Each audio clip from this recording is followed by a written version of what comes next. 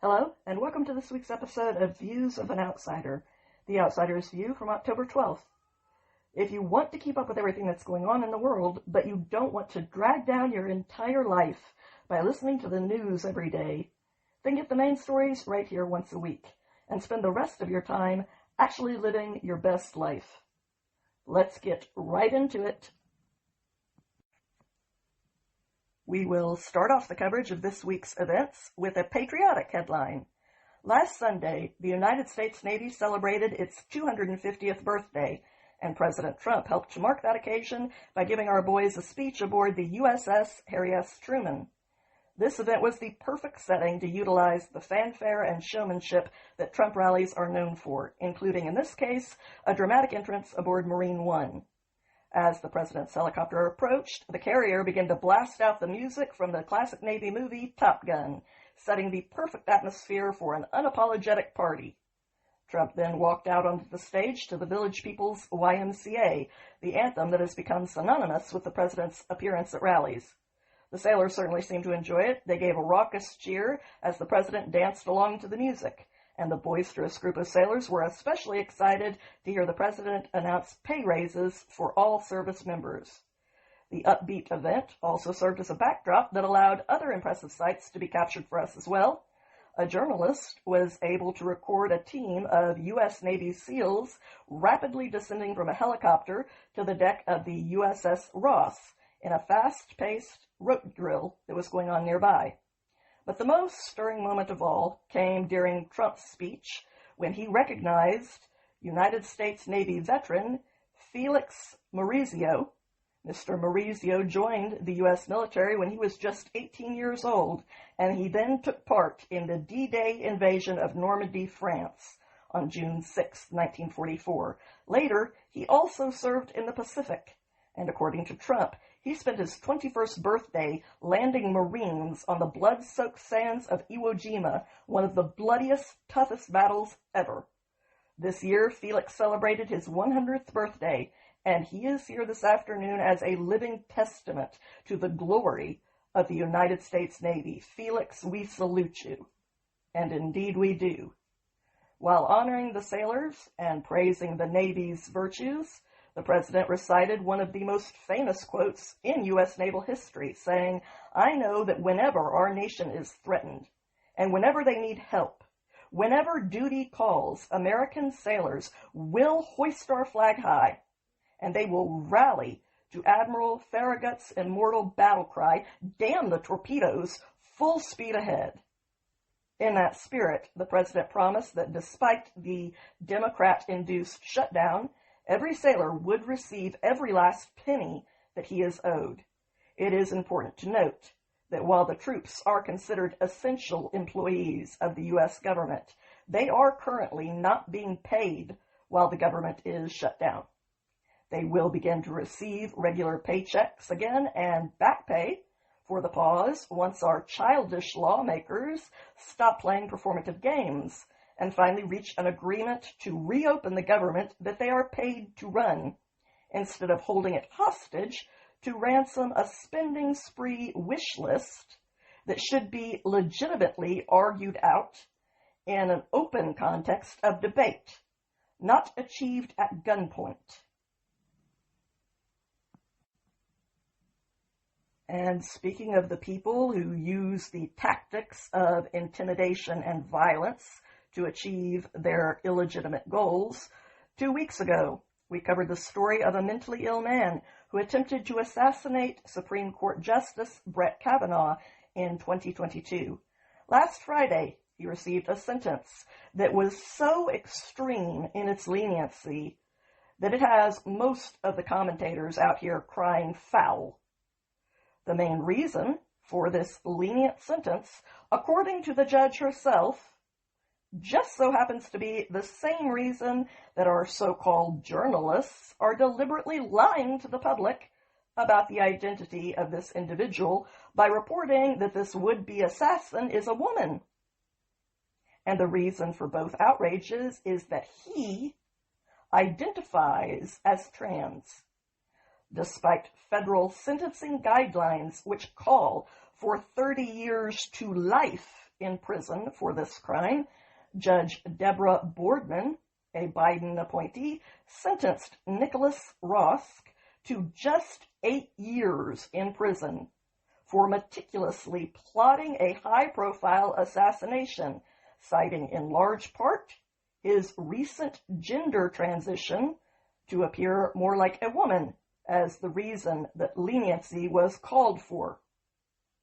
This completely irrelevant fact about gender identity apparently triggered Judge Boardman's personal sympathies, causing her to throw out the window completely her professional duty to the principle of blind justice and equality before the law, which she swore to uphold, demonstrating beyond contestation that she is completely unfit to hold her office. She, however, justified her complete dereliction of duty by saying Ms. Rosk came out to herself, interesting idea, as transgender in 2020, but kept it secret. Ms. Rosk's sister came out as gay 2 years prior, but Ms. Rosk saw that her parents struggled to reconcile her sexuality with their religious beliefs. I am heartened that this terrible infraction has helped the Rosk family accept their daughter for who she is. So this judge is delusional as well. Judge Boardman went on to justify her entirely unprofessional behavior by saying that prison is especially hard for transgender individuals. So, quote, the length doesn't need to be particularly long.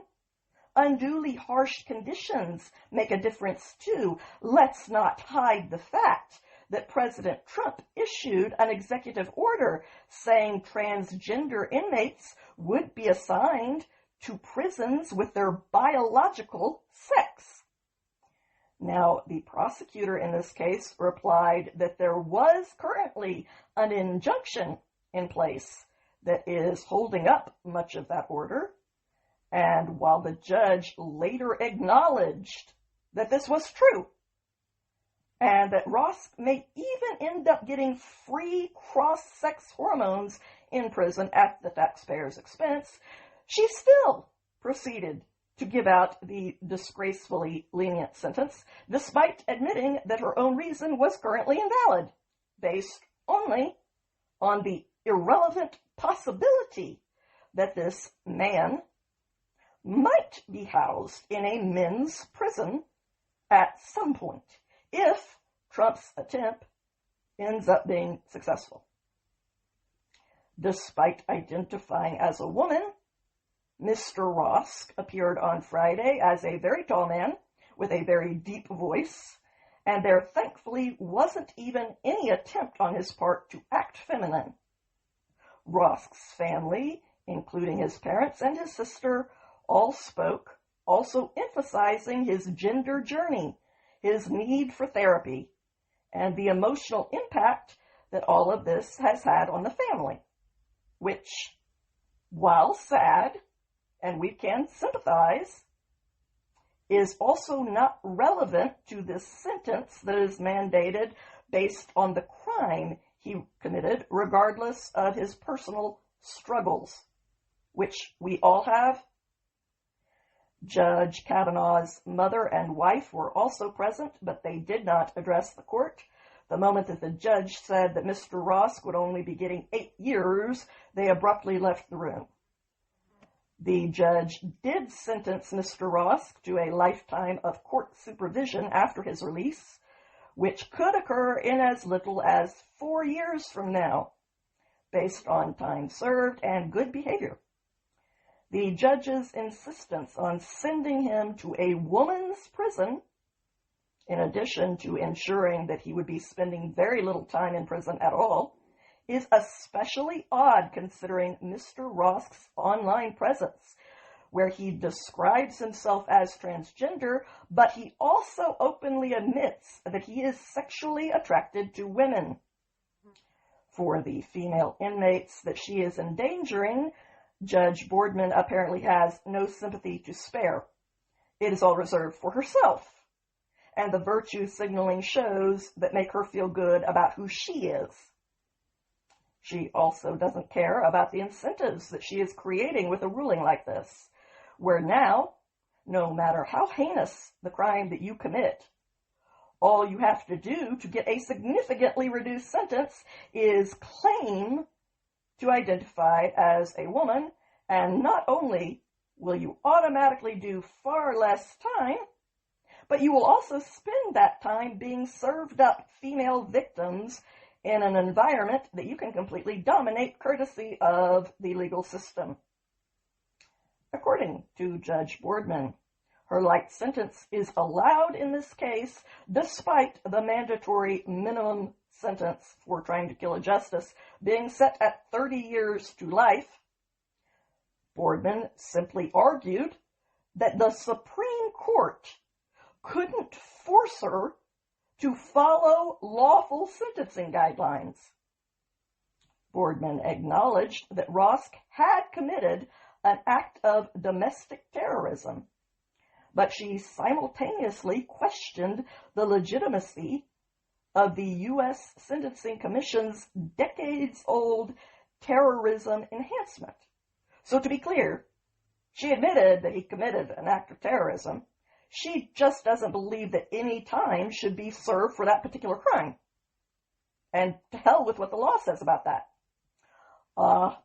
The defenders of our democracy at work again.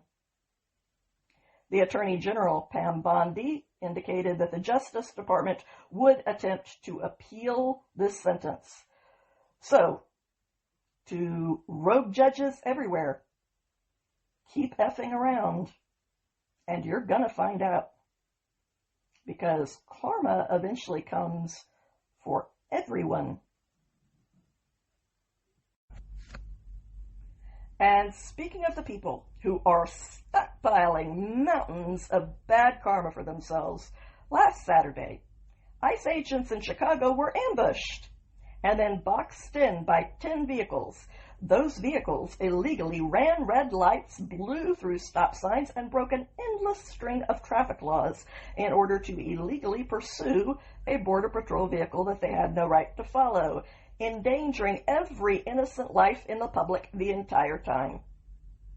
One of those violent anti-ICE agitators, which Homeland Security correctly refers to as domestic terrorists, was apparently armed with a semi-automatic weapon, according to a Homeland Security spokeswoman.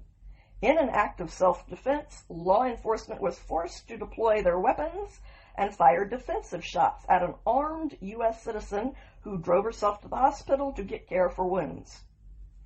2 people have been arrested for ramming their vehicles into that Customs and Border Protection vehicle, triggering the 5 shots that were fired at the armed driver of one of the cars that had rammed them. Another car had also rammed the agents, and both vehicles then fled the scene. Despite this, both 21-year-old Anthony Ian Santos, the driver of one vehicle, and 31-year-old Miramar Martinez, the armed wounded woman who was driving the other vehicle, were tracked down, arrested, and charged on Sunday with forcibly assaulting, impeding, and interfering with a federal law enforcement officer. The director of the FBI, Kash Patel, announced their arrests on Sunday, posting this on X: "Attack our law enforcement, and this FBI will find you and bring you to justice." Officials added that Miramar Martinez was well known even before this incident for making threats against immigration enforcement.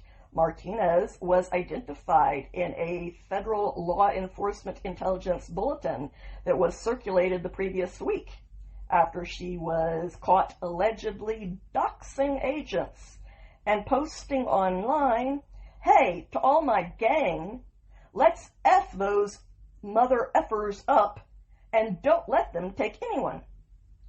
The complaint against her after she carried out that attack said the convoy of civilian vehicles followed the BPAs closely and pursued the BPAs aggressively, culminating in Martinez in the Martinez vehicle and Ruiz in the Ruiz vehicle driving into and striking the CBP vehicle on both the driver's and passenger's side, respectively, leading to a temporary loss of control of the CBP vehicle. In addition, once the CBP vehicle had stopped and the BPAs exited the CBP vehicle, Martinez drove the Martinez vehicle at BPA 1.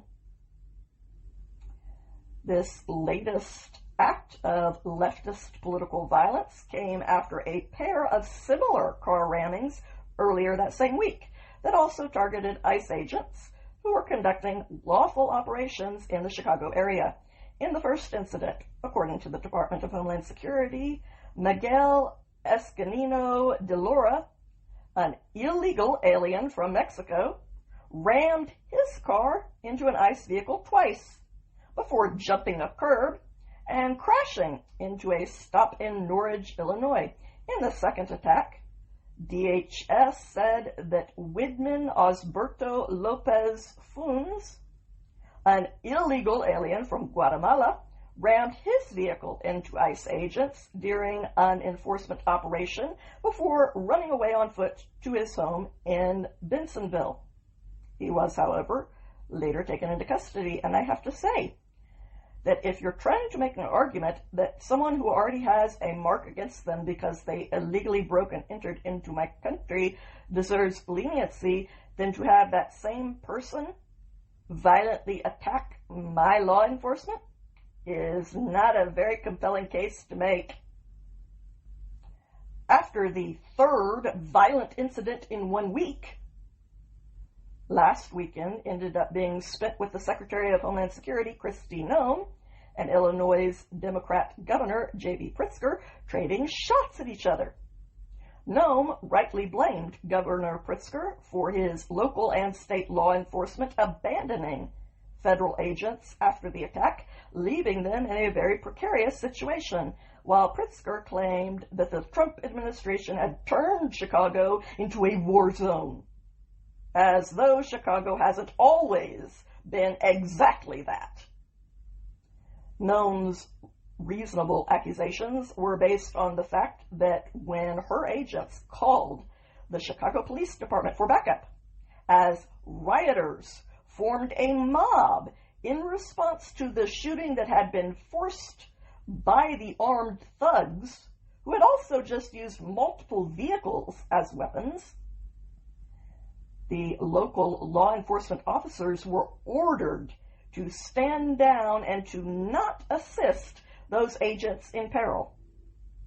Officials in the Trump administration have rightly characterized the incident as part of a much broader pattern and argued that if that's the way that blue cities want to play it, National Guard deployments may be necessary in the cities where local law enforcement is perceived as unwilling to protect federal agents who are doing their duty. Translation: our agents are going to be protected from criminal thugs. You can do it, or we can send in troops to do it. The choice is yours, but one or the other is going to happen. So choose. In the end, Trump decided to crack down on the public safety danger that is created for everyone in the vicinity every time that these lawless acts of violence take place against federal immigration agents by deploying 300 Illinois National Guard troops to Chicago for at least the next 60 days, prompting Democrat Governor J.B. Pritzker to hyperventilate over what he called Trump's invasion. The White House has stated that the National Guard troops will protect federal personnel and property, like ICE facilities, where violent demonstrations are either already happening or expected to occur. The memo that was issued by the Secretary of War specifically called for protecting federal law enforcement officers who are performing federal functions. Trump has been very blunt about the situation in the Chicago area, saying everybody knows Chicago is a hellhole right now. And it is beyond dispute that the city is drowning in violent crime, and federal ICE agents have been under attack there. In September, rioters surrounded ICE vehicles in Broadview, Illinois, threw tear gas, and even slashed the tires in that attack on ICE. But that did not stop the Trump administration from rolling out Operation Midway Blitz, which scooped up hundreds of illegal immigrants in the area with criminal backgrounds, including gang members, murderers, and sex offenders. On Sunday, Trump said, "I believe the politicians are under threat because there's no way somebody can say that things are wonderful in Chicago. There's no city in the world like that. We're going to straighten it out." And I think that Pritzker, he's not a stupid person. I think that Pritzker is afraid for his life, by which he seemed to be implying that Pritzker was beholden to these same organizations that the Trump administration believes fund and incite the violent controversy over immigration. Whereas I think both are true. Pritzker is a coward, and he's stupid. The two aren't mutually exclusive. Over the weekend, Pritzker said that he would refuse to deploy the National Guard in that state, incorrectly stating that a federal deployment would be illegal. All right, Governor, then use your trust fund education to explain President John F. Kennedy deploying the National Guard to drag Governor Wallace off the steps of Alabama's university so that it could be desegregated. Was that illegal? See, I told you, stupid. Pritzker also threatened to file a lawsuit to stop any federal deployment, citing the Posse Comitatus Act of 1878. But it is not that simple. Trump's justification to federalize the National Guard comes from the U.S. Code, too. Specifically, 10 U.S.C. 12406, which states, and I quote, "Whenever one, the United States, or any of the Commonwealths or possessions is invaded or in danger of invasion by a foreign nation, 2, there is a rebellion or danger of a rebellion against the authority of the government of the United States, or 3, the president is unable, with the regular forces, to execute the laws of the United States, then the president may call into federal service members and units of the National Guard of any state in such numbers as he considers necessary to repel the invasion, suppress the rebellion, or execute those laws." Checkmate.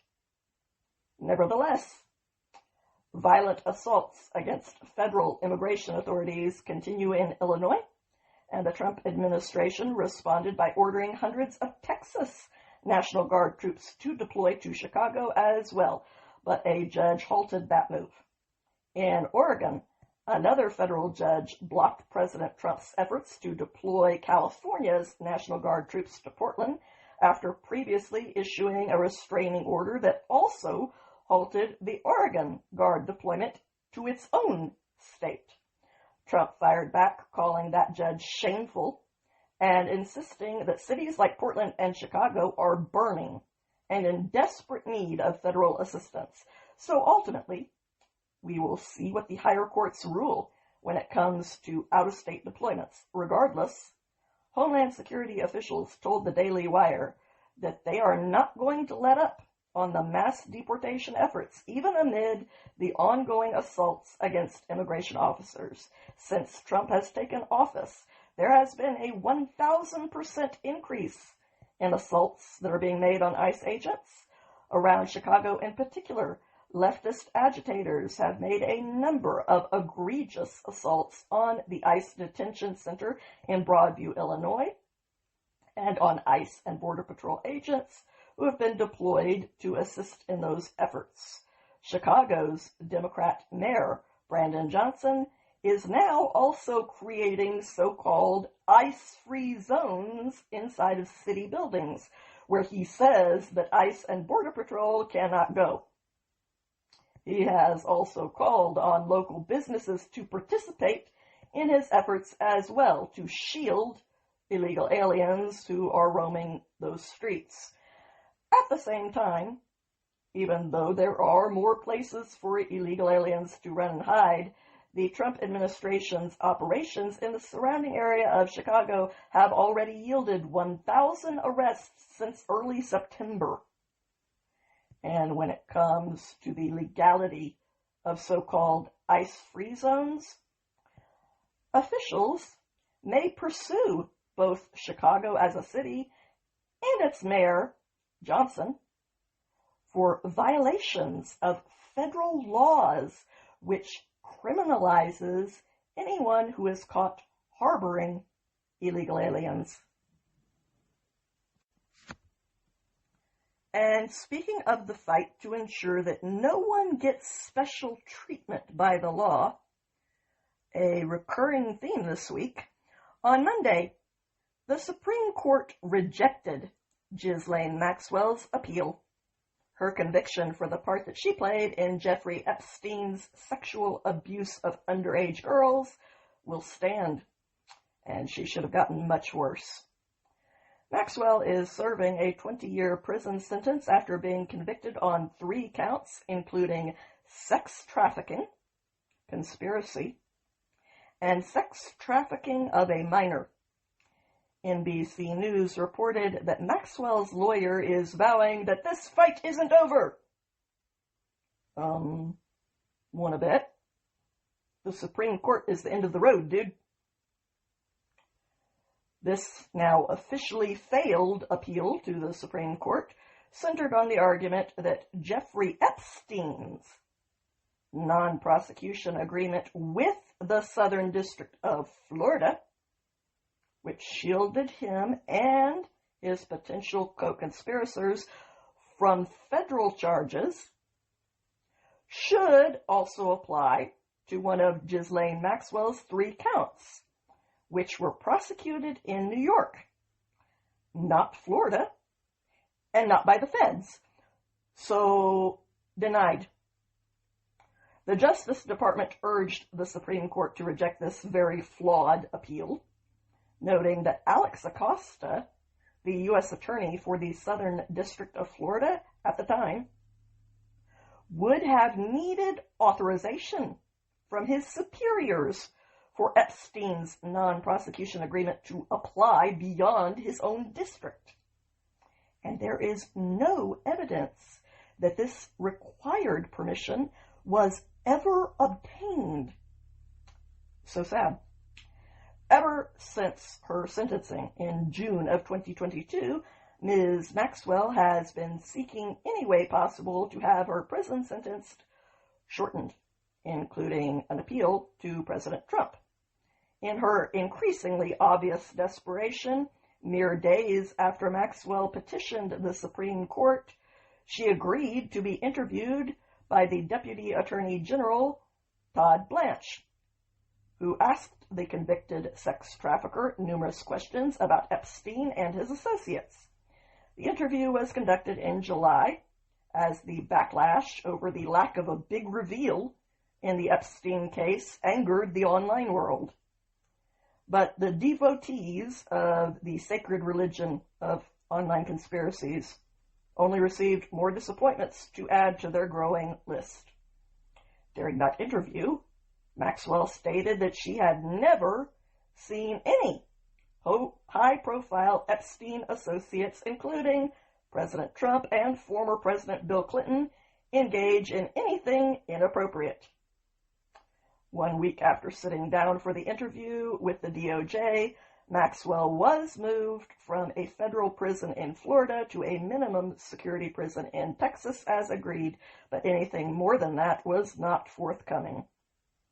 Along with the appeal to the Supreme Court, Maxwell's lawyer said that they were also asking the president himself to recognize how profoundly unjust it is to scapegoat Ghislane Maxwell for Epstein's crimes. And that was why they were seeking a pardon from him. But none has descended from on high. and Trump told reporters in late July that he hasn't even thought about giving her a pardon, while also denying that he has ever been approached about it. So the stinky cheese now stands alone. Now let's turn to world news. Israel's 2-year war in Gaza seemed to be nearing an end as Trump's 20-point peace proposal won widespread backing across the Middle East. Negotiators met in Egypt this week to hammer out the details on the framework that was presented by President Trump. The initial results were that Hamas agreed to release all hostages while insisting on vagueness by refusing to release the hostages within the 3-day timeline that is specified in this offer. Not the way it works, dude. Hamas had also not agreed to demilitarize or to acquiesce to not having any future role in Gaza's governance in any form. But it was made clear, especially after the entire Arab world backed this proposal, that this plan is going into effect, whether Hamas likes it or not. So they can either agree, or it will be put into place anyway, quite literally over their dead bodies, which is my personal preference. This was the situation as the world marked the second anniversary of Hamas's October 7th atrocities. At the time that those took place in 2023, Saudi Arabia was on the verge of joining the Abraham Accords and normalizing relations with Israel. And that would have been a disaster for Hamas, who needs Israel to be isolated if they hope to ever achieve the written goal of their charter, which is to wipe both the only Jewish state in the entire world off the map, along with ethnically cleansing the entire planet of every Jew who lives on it, as it says right in Hamas's own charter. So, with progress in the opposite direction looming on the horizon, Hamas needed to move quickly to prevent it. And according to Yahya Sinwar, the dead mastermind of October 7th, he saw an opportunity in the social division that was going on inside of Israel over judicial reform, which was causing massive protests in the streets. Hamas sensed weakness, and it needed to break up any Arab-Israeli relations, so it attacked. As an Iranian proxy, it received help from Iran and from Iran's massive network of multiple terror groups, such as Hezbollah in Lebanon, who had tens of thousands of rockets and missiles, which they began using in a coordinated attack on multiple fronts. In Israel, Hamas was considered a threat, but the threat from the much better armed Hezbollah terror group was considered potentially existential. The Houthis in Yemen also threatened Israel, along with the international shipping of the entire world. Then there was Iran itself. Tehran is the largest state sponsor of terrorism in the world, and prior to October 7th, it had used its web of terror groups to surround Israel. Flash forward exactly 2 years, and that web is now a big series of holes. Israel is in a much stronger position in the Middle East than it was at the time of the attack, as Prime Minister Benjamin Netanyahu pointed out in a fantastic interview with Ben Shapiro on Monday. So, objectively, Hamas lost everything that they hoped to achieve and then some. Now, it is true that thanks to their propaganda campaign and the woefully uninformed people who buy it, support for Israel has not been as forthcoming as it should have been in some very specific cowardly circles in the West. Canada, the UK, Australia, and France have all recently recognized the non-existent state of Palestine, which translated into nothing tangible, while Trump has correctly described this empty show as a reward for terrorism atrocities. In the United States, according to a poll by the Washington Post that was conducted last month, support among American Jews has taken some hits as well. The share of American Jews, many of which are not practicing Jews, who believe that the United States supports Israel too much, has risen to 32%, a 10-point increase since 2020 and a 21-point increase since 2013. That is significant. But the flip side of those stats is that the overwhelmingly vast majority, nearly 70%, still back support for Israel, even after a 2-year-long blitz campaign by the media. Within the Democrat Party, support for the Palestinian cause has morphed into something of a litmus test for progressives by which they can gauge your blind loyalty to them. And on the horseshoe right, some fringe voices love to earn clicks by questioning whether strong backing for Israel aligns with an America First philosophy. These same people also love to profiteer off of Charlie Kirk's death, someone that they claim was a friend, by trying to blame the country that he fiercely defended for his death, with zero evidence to support that, and a mountain of evidence to the contrary. But what would you expect from soulless trash who would use a colleague's death to promote themselves by smearing everything that he stood for? And I'm going to go off on a rabbit trail for a moment. Because of the sheer evil that continuously emerges out of your damaged soul, because you do the most vile things in the name of good people, and even worse, in the name of the Most High God, whose sterling reputation you smear with your own filth, because of your all-consuming envy, which has devoured you until there is nothing human left.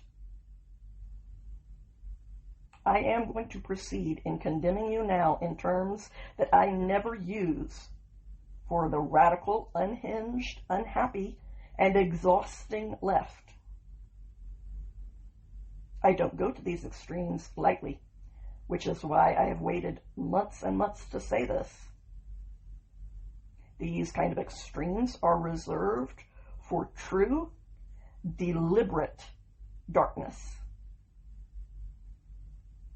And what I'm about to say is said after a lot of consideration and after months and months and months of silence and restraint. But now, because of the extremity of your case, I am actually going to say this publicly, because it is time for it to be said in these unmistakable terms. May the Lord Most High backhand you directly across your face. May the very same web of words that you use to manipulate other people for your own gain turn on you and become a trap from which you never know freedom again. May your fall into the obscure darkness be both brutal and public, so that no one who witnesses it will be able to question that it came directly from the God that you use so flippantly like you do everyone else. May your life become such a devastating place of ruin that it stands as a cautionary tale on par with the most infamous stories in history. And then may your entire legacy be completely erased from memory. May you vanish from the spotlight without anyone even bothering to notice that you used to exist in it. May God Himself hold you to account and refuse to answer you in your own time of distress. May the world become for you the predatory place that you have made it for others. May the depths of your soul be racked with an inescapable torment that is only a taste of the things to come. May your all-consuming misery be the only feature that is left of your world, and may God refuse to take your life. May you live in a world that is deaf to your suffering, blind to your needs, and hardened to your cries, for that is what you have deliberately incited in others. In short, may the full measure of God's unerring retribution for everything that you have done come upon you suddenly and relentlessly. And may there be no escape from its weight for you anywhere that you try to turn. And in the end, may you repent sincerely in bitter tears. And yes, may you eventually use your now unseen life in the shadows to repair what you have damaged. But despite these people's angry disapproval that the war might end very soon, along with their cliques and their money, the fact remains that on October 7th, 2023, Hamas was parading the broken bodies of the innocent civilians that they had massacred through the streets. The terrorist group in the Gaza Strip had perpetrated one of the most shocking atrocities in history, delivering what they wrongly believed would be a long-term blow to Israel. They were so proud of their own barbarity that people forget that they were the ones to publish the videos of their rape and torture of Israeli civilians for the world to see, live. If you listen to speeches in the United Nations or read mainstream media headlines, 2 years later, you would think that Israel is on the brink of collapse, trapped in an unprecedented crisis that began with the Hamas terrorist attack. But obvious wish-casting lies are exactly why no one trusts the media anymore. Hamas leadership celebrated the tragic day by telling CNN that the attack created a, quote, golden moment for the world. But out here in the real world, outside of religious fever dreams, things actually haven't turned out quite like the terrorists had hoped they would. Gaza, which Israel naively ceded to the Palestinians 2 decades ago, is now a parking lot that is full of rubble. I don't say that to be cruel, that is just objectively the reality thanks to Hamas. Nearly every prominent Hamas leader is dead. The terror group's Arab allies, including the Qataris, who have openly bankrolled them, are now engaging with the United States and Israel on negotiating the terror group's surrender. And Israel, on the other hand, has never been more secure. With a justified resolve and a pledge to its people that it would never let an attack like October 7th happen again, the Jewish state has managed to wipe out more than just Hamas. 2 years ago, Israel was encircled by some of the most dangerous and ruthless enemies in the entire world. But a lot has changed since then. Hezbollah had over 100,000 rockets aimed at Israel's northern border 2 years ago. Israel has since decimated its leadership and its ranks with exploding beepers. Can you hear me now? And yes, that is a grim Bieber joke. And no, I don't feel the least bit bad about it. The former Syrian leader, al-Assad, is hiding out like a forgotten coward in Russia. And the new regime in Damascus has signaled a willingness to begin relations with Israel. And most importantly, Israel, with the help of President Trump and a fleet of B-2 bombers, carried out a multi-phase plan of attack to decimate Iran's leadership and its nuclear capabilities.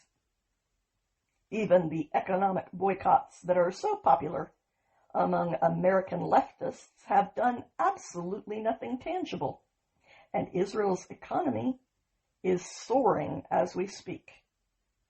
Only one threat remains, the group that lit the match 2 years ago. But Hamas's infrastructure is crumbling. Its leadership is dead or hiding and being hunted down. Its grip on Gaza is weakening by the day.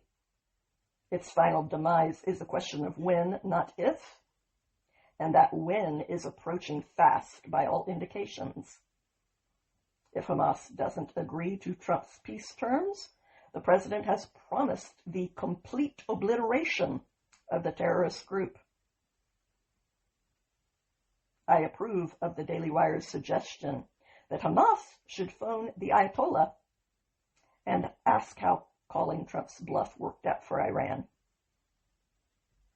The only partially valid criticism of the way that Israel conducted this record-setting war is that in the name of keeping civilian casualties as low as possible and succeeding in setting the record for the best terrorist to civilian casualty ratio in an urban setting in the entire history of the planet, in the most densely populated strip on the planet, Israel moved extremely slowly, which allowed anti-Semitic sentiments to rise around the world from a very young and easily manipulated generation that did not understand how ugly even the best wars actually are. But true morons like Greta Thunberg, who posted a photo of the starved hostage, Abiatar David, moronically believing him to be a Palestinian and accidentally proving the opposite point to the one that in her ignorance she was trying to make. Still, I can't help but notice that ignorant, overindulged brats like Greta, who claimed to be so moved by the horrors of war, were much less moved when they were shown footage of what Hamas did on October 7th, footage that I've seen. That lack of consistency almost makes it seem as if Israel's bigoted haters don't actually need a real reason to hate the Jewish state other than the fact that it is a Jewish state. And their instinctive bigotry is the oldest one in the world for jealous people to exhibit. So, the leftist Stepford activists can drone on for as long as they like about things that they know nothing about. It's never stopped them before. And they can spread the world's oldest lies to those who are too ignorant to know the difference and too lazy to do anything to change that. But the thing that is making all of them so rabid is the fact that Israel is winning decisively, putting an end to those who seek its destruction. And that's the toughest pill of all for Israel's haters to swallow. But I just can't pretend to care that people that vile have a tummy ache right now. And speaking of tummy aches that are currently tormenting a group of brats who were spoiled by way too much privilege growing up, on Tuesday, critics all across the political spectrum ripped into New York City's mayoral candidate, Zohran Mamdani, for the statement that he supposedly made to commemorate the second anniversary of the October 7th terror attack on Israel, marking the deadliest day for Jews since the Holocaust. After exhausting himself with one whole sentence briefly commemorating the horrific war crimes that this day was actually about, the self-described democratic socialists dedicated the remaining 3/4 of his statement to the typical boring propaganda of condemning Israel for perpetrating what he falsely claimed is a genocide in Gaza, bashing Israel, and citing debunked fatality numbers from the Hamas-run Gaza Health Ministry. Mamdani posted this to his X account. In the aftermath of that day, Prime Minister Netanyahu and the Israeli government launched a genocidal war, a death toll that now far exceeds 67,000, that's the debunked numbers, with the Israeli military bombing homes, hospitals, and schools into rubble. Now, of course, Mamdani refused to note that Hamas used those civilian buildings for military functions, in which case those buildings become legitimate military targets under the international laws of war. But Mamdani had to make even October 7th about his preferred victim group, wailing, "Every day in Gaza has become a place where grief itself has run out of language. I mourn these lives and pray for the families that have been shattered. Our government has been complicit through it all. This must end. The occupation and apartheid must end. Peace must be pursued through diplomacy, not war crimes. And our government must act to end these atrocities and hold those responsible to account." His statement drew backlash from the right and from the left, who all rightly accused Mamdani of victim blaming. Dan McLaughlin, a senior writer for National Review, pointed out, if Israel's war, in response to being invaded, is genocidal, then most of the wars fought in the past century would meet that standard on the part of most of the combatants, even those resisting the conquest of their country and the enslavement or extinction of their people. Facts. Even the MSNBC columnist Michael Cohen hit back at Mamdani. On the second anniversary of October 7th, one anodyne sentence on how murdering Jews is bad, and the rest is yet another seedy, pejorative attack on Israel. While David Frum, a writer at The Atlantic, sarcastically posted, "This is a genuinely useful statement. The chilly, formulaic language about the October 7th atrocity and the intense, angry passion of the denunciation of Israel's self-defense. Together, they arrestingly reveal what the author cares about and what or who he does not care about." Representative Mike Lawler of New York said, "This statement is beyond disqualifying. Anyone who endorses him for mayor is completely unqualified too. Any New York Democrat who supports this insanity needs to be defeated at the ballot box."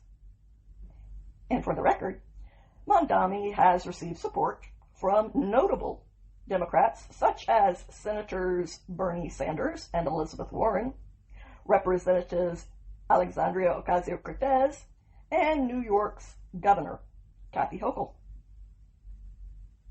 But the truest form of moral clarity on Mamdani's statement came in the form of the reproach that he earned from Israel's foreign ministry, who responded, 2 years after Hamas launched its barbaric massacre against Israel and the Jewish people, Mamdani has chosen to act as a mouthpiece for Hamas propaganda, spreading Hamas's fake genocide campaign, By repeating Hamas's lies, he excused terror and normalizes anti-Semitism.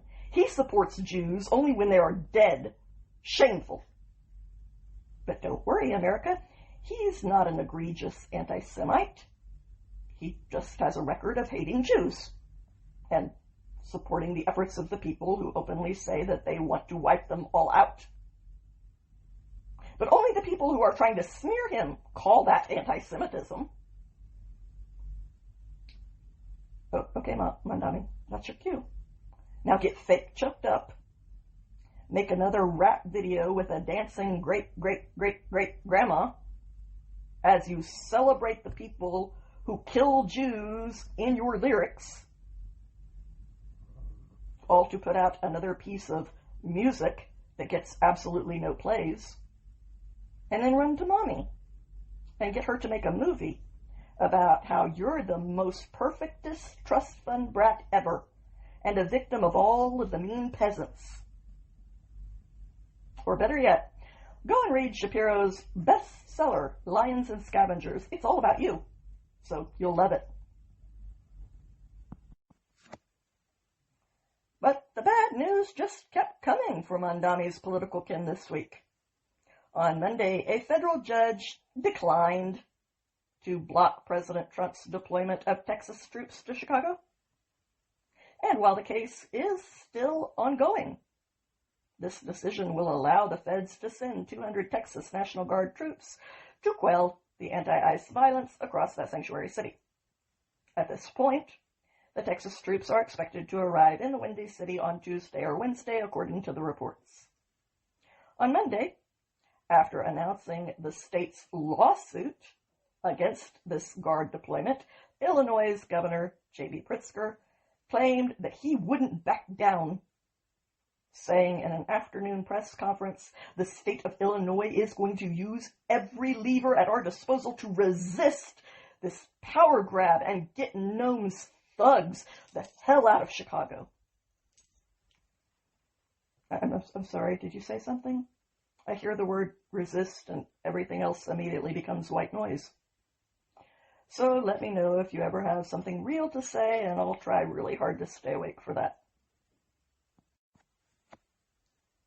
But returning to the serious subject of illegal aliens, a leader of the notorious Latin Kings gang allegedly placed a bounty on the chief of the deportation raids in Illinois. If only I was the kind of woman who could pull off an, "Oh no you didn't," but I'm not. So I will just take comfort in the fact that the federal law enforcement officers arrested this illegal immigrant gangbanger, Juan Espinoza Martinez, after he allegedly attempted to orchestrate a murder for hire to take out the commander-at-large of the U.S. Border Patrol, Chief Gregory Bovino. His would-be assassin, Martinez, who goes by the nickname Monkey. Hey, don't get mad at me. He chose his nickname, not me. So I will respect his self-ID for once. Monkey Martinez allegedly sent a picture of Chief Bovino to his fellow gang members on Snapchat, along with a message in which he offered them a $10,000 reward to, quote, take him down, according to the screenshot that was shared by the Department of Homeland Security. The message also offered $2,000 on information when you get him.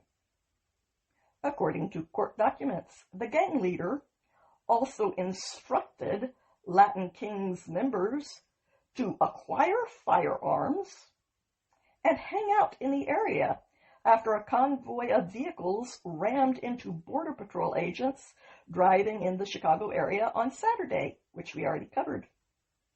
On Monday night, the intended victim, Chief Bovino, told the Fox News host Sean Hannity that it's a war zone out there in response to the escalating threats that ICE is currently facing amid the radical upsurge in violence. He added, "That's something out of a third world country. Is this America?"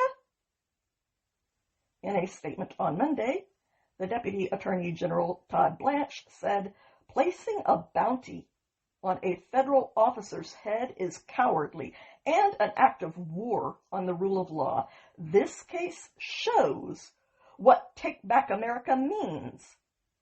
Reclaiming our neighborhoods from violent thugs and criminal gangs, we will hunt anyone who targets those who protect our borders, streets, and communities.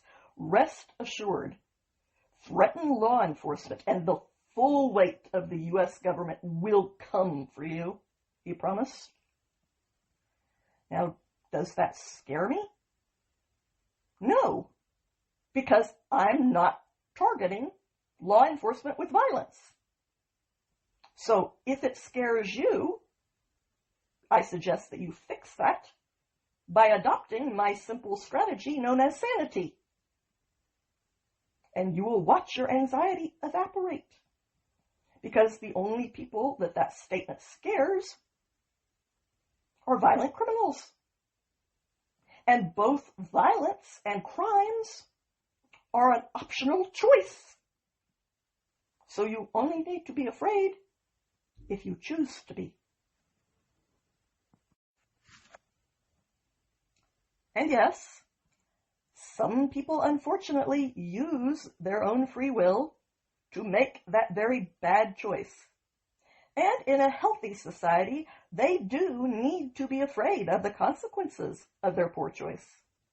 For example, on Sunday, Washington, D.C. arrested 41-year-old Louis Gary, a man with hundreds of explosive devices, who was outside of the Cathedral of St. Matthew the Apostle as it was holding its annual Red Mass, in which a cardinal prays for the Supreme Court as it embarks on a new term, an event which is historically attended by several of the Supreme Court justices. But according to the National Catholic Reporter, no justices attended the Mass this year because of these security concerns. Concerns which appear to have been completely justified. However, last year, 3 Supreme Court justices attended, all of them conservative, of course: John Roberts, Brett Kavanaugh, and Amy Coney Barrett. Now, this Mass has been a target of political activists before, although to a much lesser nonviolent degree. In 2018, leftists were photographed protesting the same Mass with signs that said, "Stop Kavanaugh," and referring to the entirely debunked smear campaign that was being relentlessly peddled by Democrat senators at the time, who were claiming that Judge Kavanaugh was a gang rapist. According to court papers that were obtained by the Daily Wire, the man who tried to blow up this year's Mass also had a manifesto, like every other freak. I mean, no normal person writes a manifesto that screams Adolf Hitler. This manifesto suggested that the unhinged terrorist was deliberately targeting the Supreme Court and Catholics. Jerry was occupying a green tent on the steps of the church when police attempted to clear the area in preparation for the Supreme Court event. According to an affidavit, he then told police, "You might want to stay back and call the federales. I have explosives." A member of the Metropolitan Police Department bomb squad then told him he needed to move because of the special event. That is your response to someone who has told you that he has a bomb? Okay, that would be a shoot first, ask questions later kind of moment when a bomb threat is involved. But we've lost all common sense in our perspectives. The bomber replied, "I'm aware of that," referring to the Red Mass, and police said that he threatened to throw a bomb into the street adding, "I have 100+ of them." Police told him that they would remove him against his will, and he replied, "Several of your people are going to die from one of these." Then with a lighter in one hand, he passed them 9 pieces of paper that amounted to a sad manifesto entitled "Written Negotiations for the Avoidance of Destruction of Property via Detonation of Explosives." One word, dude, edit.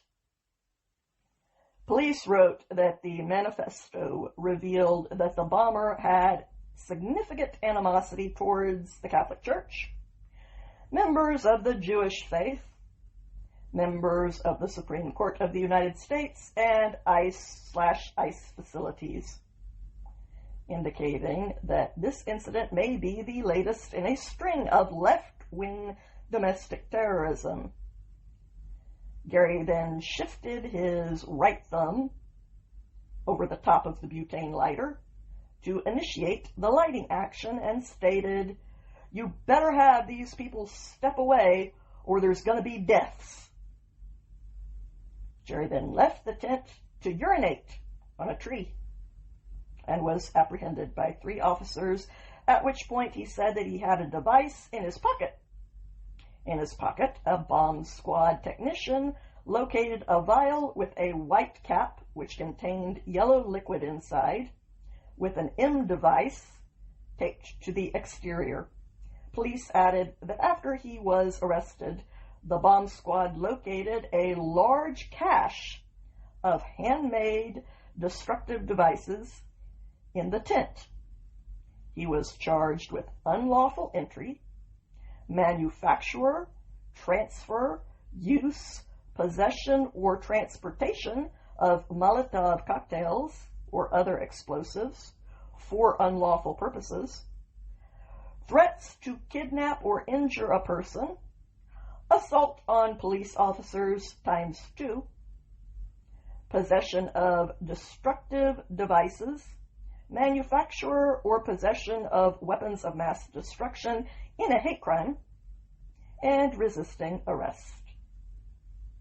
On Monday, after reviewing the bombs more thoroughly, police filed an affidavit from a bomb technician saying there were over 200 devices recovered from D1's tent.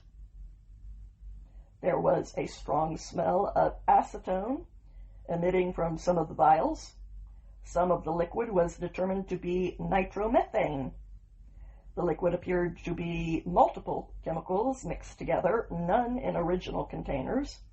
The devices appeared to be fully functional. According to public records that were reviewed by the Daily Wire, Gary had been living in a motel in Mesa, Arizona for the last several years. And in 2021, an Arizona jury found him guilty of indecent exposure. He was admitted to state prison in August of 2022 and released in May of 2023, according to Arizona's Department of Corrections. Gary is now being held in jail without bond, thankfully. So, who still thinks that allowing the mentally ill to form tentifadas in all of our major cities is a good idea?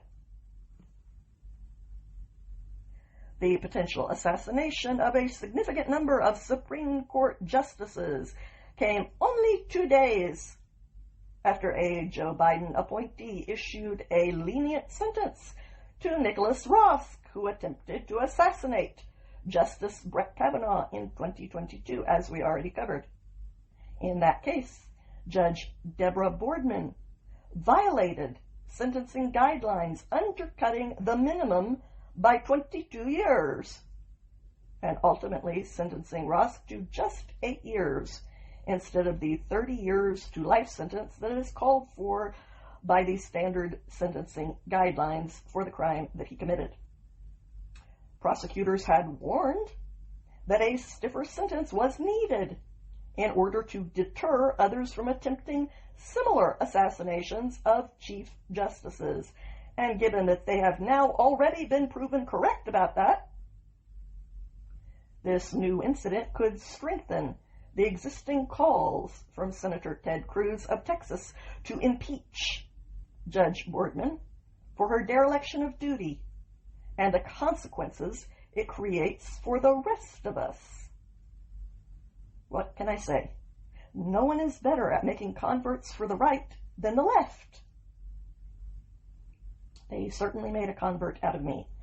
Thank you for that, by the way. I'm much happier over here than I was straddling the fence. And speaking of the kind of stories that make converts out of people, a Kentucky man who was convicted of the savage butchery of a very young boy is not only walking free on the streets right now as we speak, but he has also shockingly been labeled as a non-violent offender. 42-year-old Ronald Exanctus broke into the Tipton family home on the night of December 7th, 2015, where he then proceeded to stab multiple people with a kitchen knife, including a 6-year-old little boy, Logan, who later died from those injuries. These crimes occurred in Woodford County, Kentucky, which is located just west of Lexington. Exanctus was tried in 2018 and found not guilty of that murder by reason of insanity. There was no doubt that he did it, only a question of whether or not he should pay for it in any way, like being sent to a mental hospital for the rest of his life, which is what should happen when you are found not guilty by reason of insanity. The jury, however, decided that insanity earns you a free pass on the murder of a small child.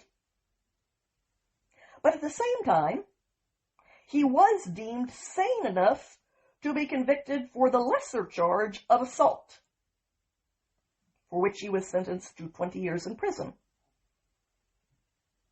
But then he was released in early October, 13 years early, and placed on just 8 months of supervised probation, after which he is free as a bird. So, he was insane enough to stab a 6-year-old to death as he slept. But he wasn't insane enough to be permanently committed to an institution where he could not harm others. And even though he was insane, he was also sane at the exact same time and convicted of assault for stabbing a 6-year-old child until he died. He was then sentenced to a disproportionately light 20 years, but even then he only served a third of that sentence. Just 7 years for killing a 6-year-old boy for no reason at all as he slept in his bed. Then he was released and deemed to only require 8 months of supervision. And to sum everything up about this incredible case, our leaders have the gall to look us in the eye and with a straight face tell us that this deranged killer who stabbed multiple people for no reason and killed a 6-year-old child, a person that was officially deemed to be so insane that he couldn't be held responsible for the violent things that he does, got 7 years and a few months of supervision by the people with truly suicidal empathy, who live safely behind their gated communities with taxpayer-funded private security. Okay, new rule. Every judge and parole board who gives less than the maximum has to house the criminals that they release early into the public in their neighborhood. That would fix this problem real quick. And to top it all off, according to the parole board, the man who stabbed a small child to death qualifies as a non-violent offender under Kentucky state law, despite the brutal nature of his crime.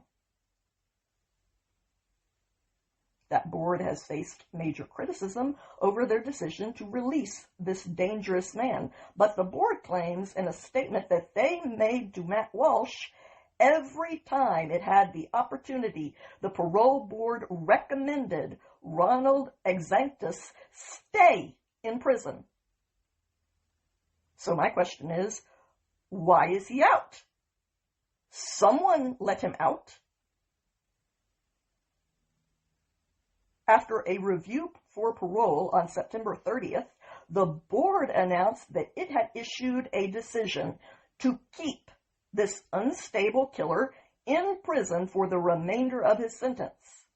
The board added, despite this decision, Kentucky law required the Department of Corrections to release the inmate on mandatory reentry supervision. In short, state law required Exanctus to be released against the advice of the people that were actually monitoring him, all because he wasn't convicted of a capital offense in the killing of little Logan Tipton. He was only convicted on lesser charges of second-degree assault for attacking Logan's sibling and his father. Exanctus's release on parole does not quite mean that he's a free man yet. He entered a state of parole, which means that he must abide by certain parole conditions. Matt Walsh said that his team asked the parole board what those conditions would be in this case, but the board did not respond, so those exact terms are still unknown. But in most cases, if the conditions are broken, the parolee is supposed to be sent back to prison. Although, I have personally witnessed how even an endless string of parole violations go without receiving any consequences. So, I wouldn't hide behind that flimsy system for reassurance of the public's safety. Thankfully, this case could also come under federal scrutiny as the White House has weighed in on this issue. On Saturday, the White House press secretary, Caroline Leavitt, highlighted one of Matt Walsh's social media posts and said that this administration is looking into the situation, adding that it is wholly unacceptable for a child killer to walk free after just several years in prison. This story has drawn national outrage, causing many Americans to start questioning how a man who brutally killed a child could walk free after serving less than half of his unforgivably light 20-year sentence. All because his convictions were somehow classified as non-violent under Kentucky law. The Daily Wire host, Matt Walsh, who has focused extensively on the story this week, gave voice to what most sane people across the country are thinking when he pointed out he stabbed a child to death and then went on to assault the entire family, and yet he is non-violent under the law because he was only convicted of second-degree assault. The murder didn't count at all, because he was not guilty by reason of insanity. That's what we were told. Apparently, Ronald Exanctus non-violently stabbed a child to death. and then stabbed the rest of the family after breaking into their home. If you think our criminal justice system is completely and totally broken, you don't even know the half of it. It is so much worse than you think. After Exactus was released, Logan Tipton's father, Dean, said that this news dredged up the trauma that his family has carried ever since the brutal killing nearly a decade ago, saying, "It's crazy. It's brought back a lot of emotions that I thought were gone, a lot of hurt, anguish." The grieving father added that Exactus needs to be held accountable, whether he's insane or not, which I agree with. WKYT reported that little Logan's mother, Heather, said that it was a relief to see social media and the White House bring attention to this story that has haunted her family. She said, "My first reaction was, finally. People are finally finding out about this. 10 years ago, we tried to get the word out, but social media was not what it is now." Which is really bad news for the politicians that are trying to get away with this kind of shit. But it is potentially good news for the victims if we all band together and use our votes to clean house and put a stop to this for the sake of our neighbors and for the sake of each other.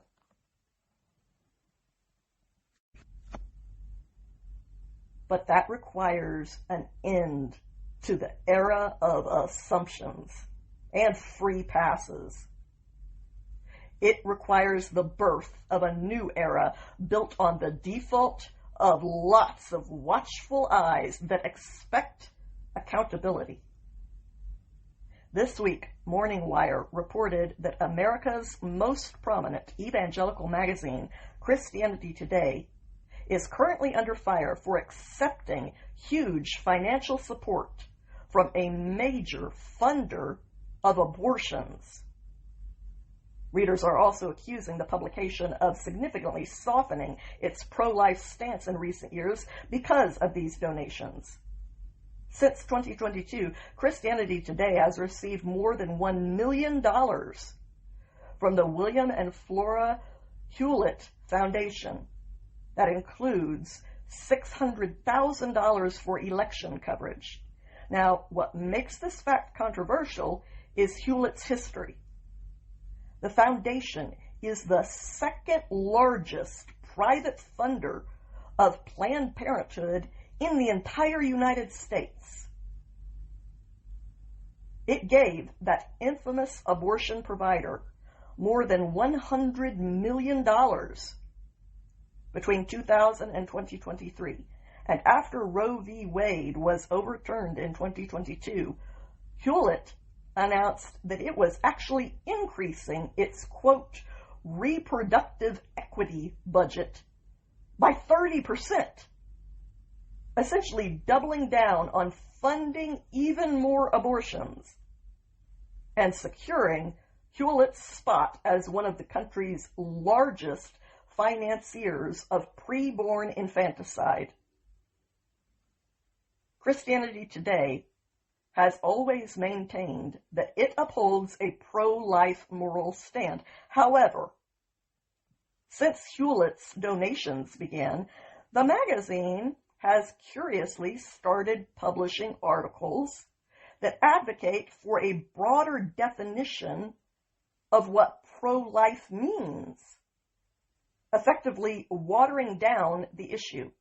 Instead of focusing solely on protecting unborn babies, these pieces have argued that the term pro-life should also include fighting racial injustice, supporting new federal entitlement programs like paid family leave, and supporting amnesty for illegal immigrants, which are all separate issues, not pro-life issues.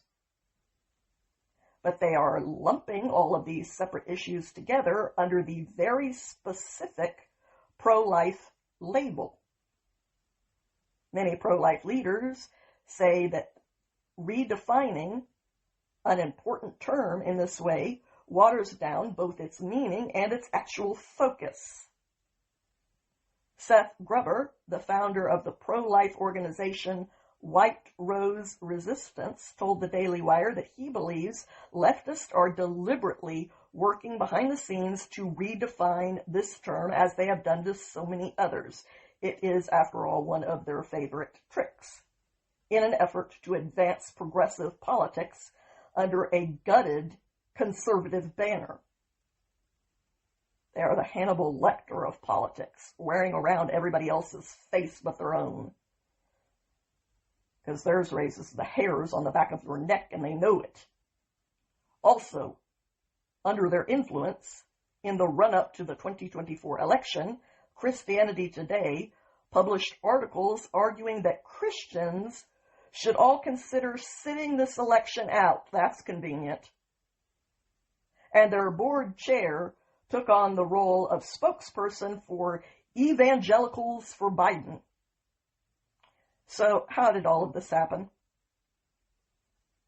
The same way that the long march through the institution always happens everywhere we look.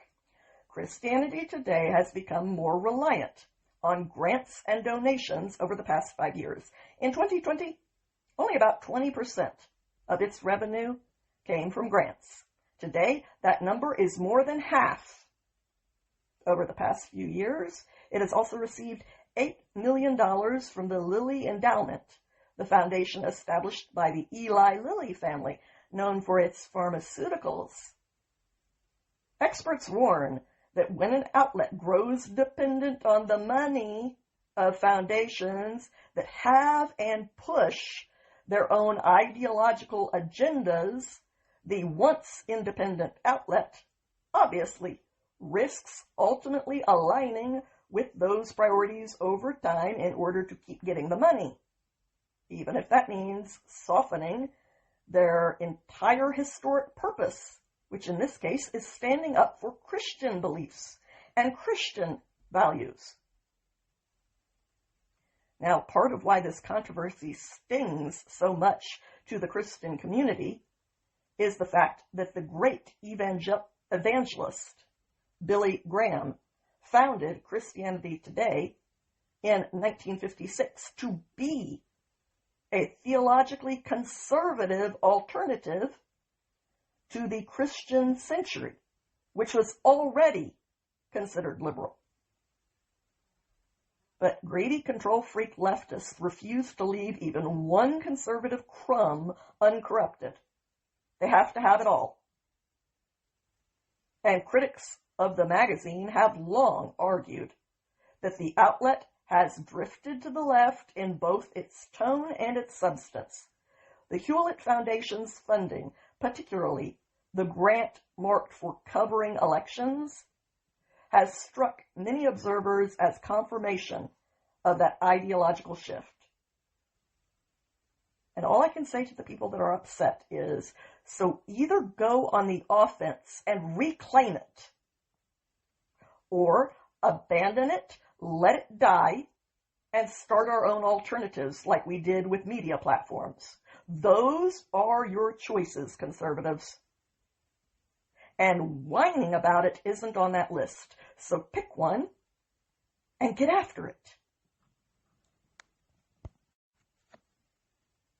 And speaking of getting after it, ICE finally apprehended an illegal immigrant gang member who was on the run for allegedly killing a man in California. And he unfortunately then went on to kill another woman in Texas before ICE was finally able to clean up Gavin Newsom's mess. According to ICE, the 41-year-old citizen of Cambodia, Savin Sang, is wanted in California for allegedly murdering 20-year-old Gabriel Izaguzo outside of a North Hills strip club in 2022. Authorities said that the killing was unprovoked, while reports at the time suggested that the shooting stemmed from an argument over a handicap spot outside the club. Authorities said that Sang then went on to allegedly kill 47-year-old Charmini Lewis in Victoria, Texas on Friday. He was later caught by the Victoria County Sheriff's Department while walking down the highway with a loaded pistol. Sang, who goes by the moniker Two-Face, admitted to authorities that he's a member of the Asian Boys gang and said that he desired to return to his home country, according to court documents. Why? So that you can re-enter behind our backs? I don't think so. When asked how he obtained a firearm, given his illegal status, which bars him from possessing a gun in our country, Sang told officers that he wasn't a snitch and that the gun fell from the sky and he picked it up. Okie dokie. 2 words. Guantanamo Bay. Houston's Homeland Security Investigation Special Agent Chad Planks told the Daily Wire, for the second time in 3 years, this violent criminal alien gang member has allegedly murdered someone and then attempted to flee from authorities.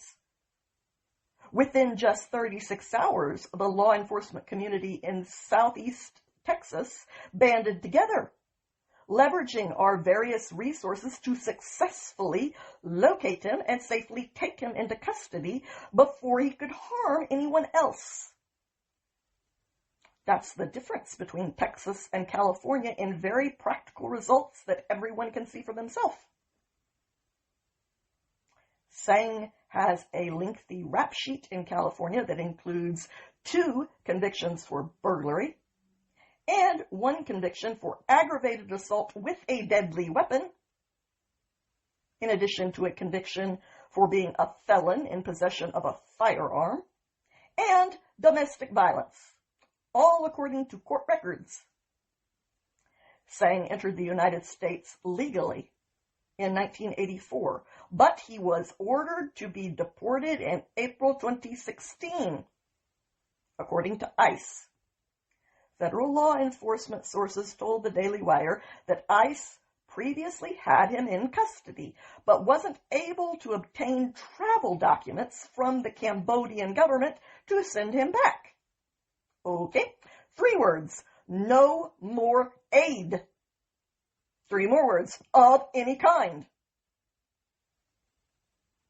We do not have to, and we should not accept that kind of treatment by countries that we help.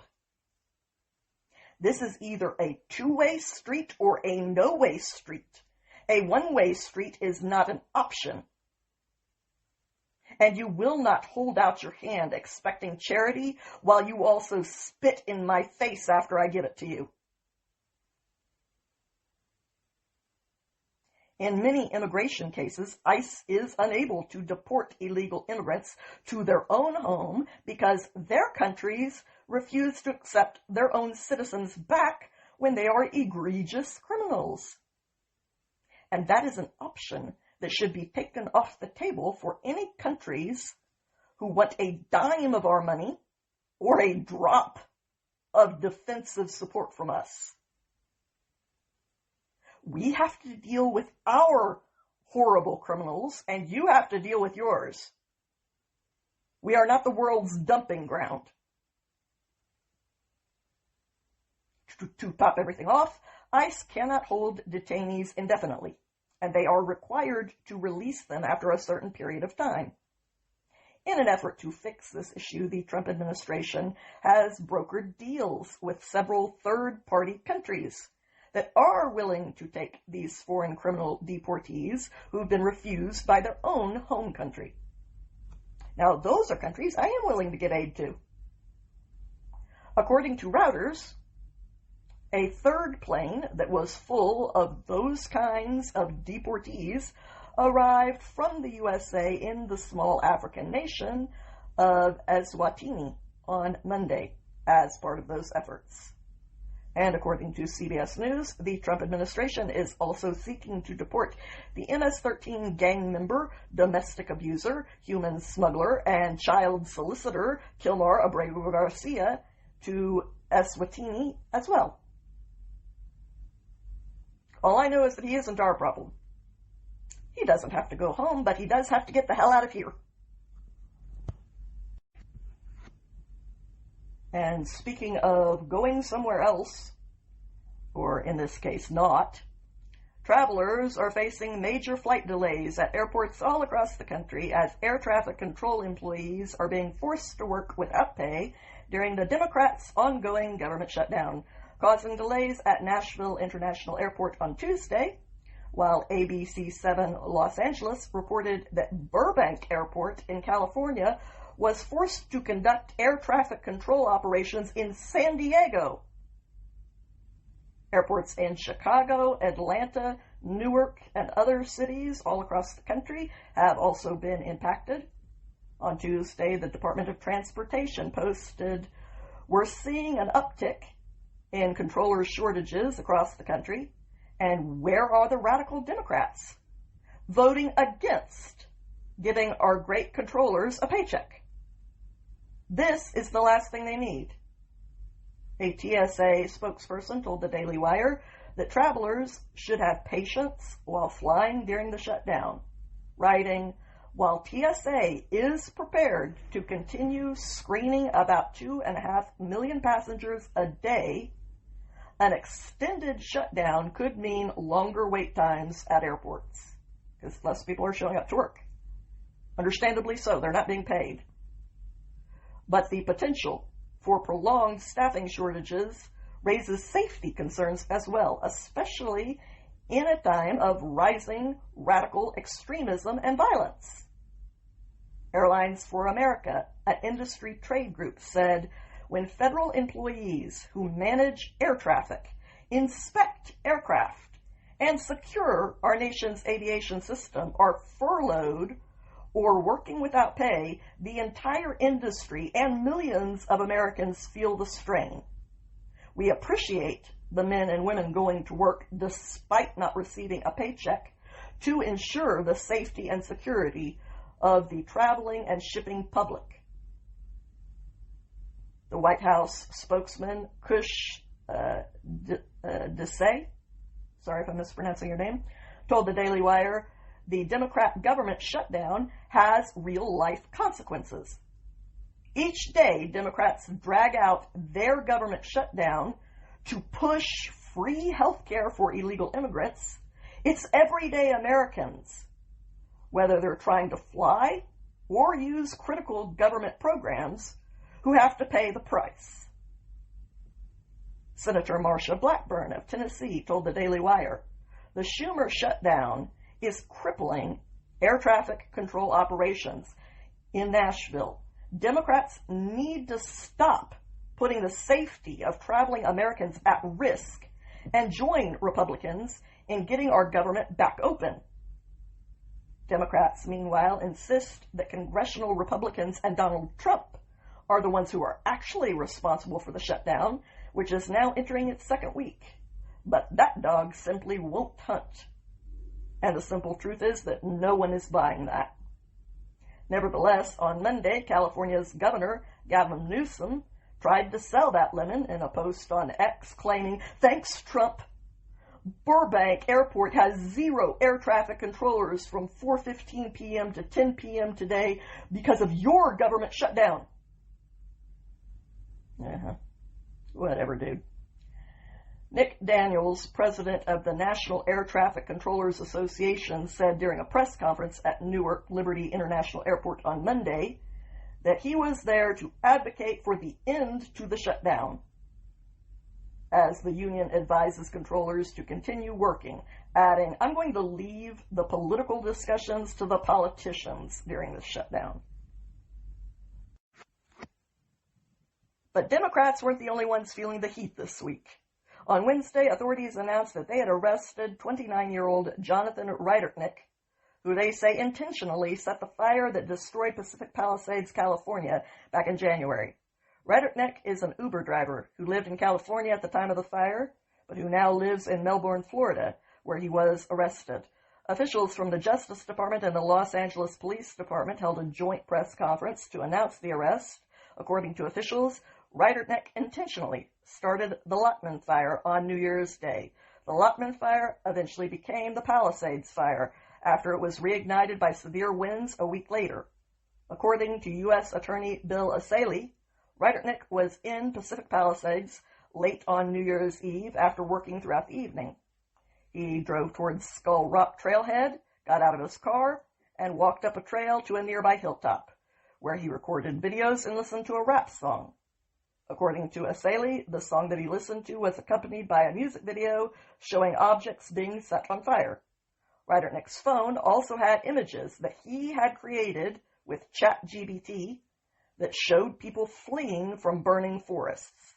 And in the months leading up to the blaze, the accused used AI to generate images that showed a burning city.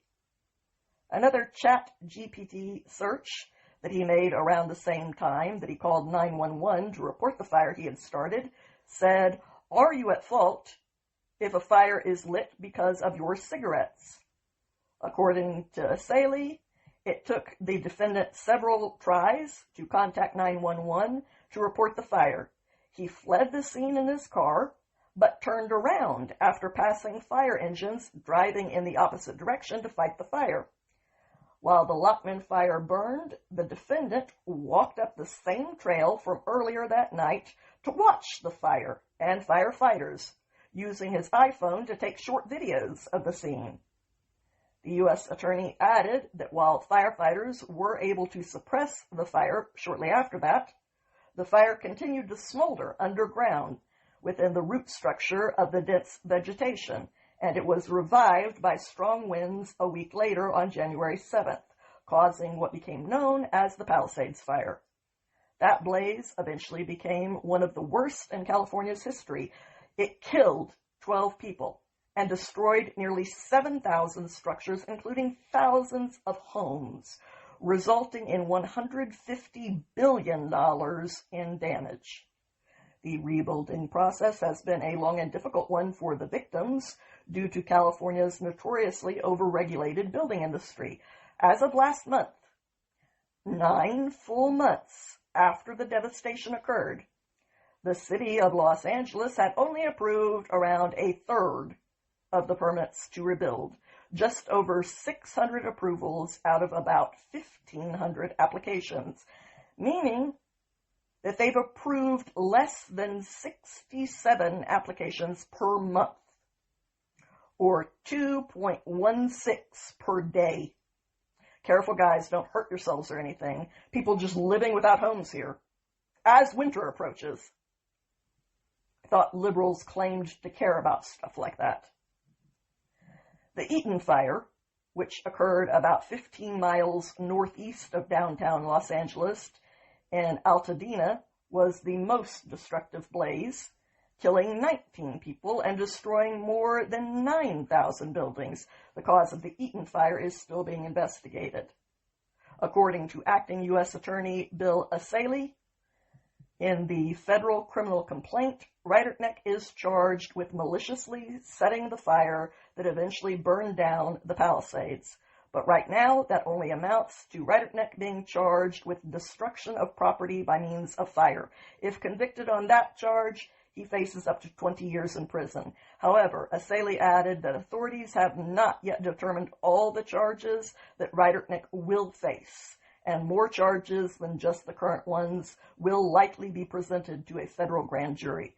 Prosecutors also accused Rydertneck of lying to investigators when officials interviewed him on January 24th about where he was when he first saw the Lockman fire.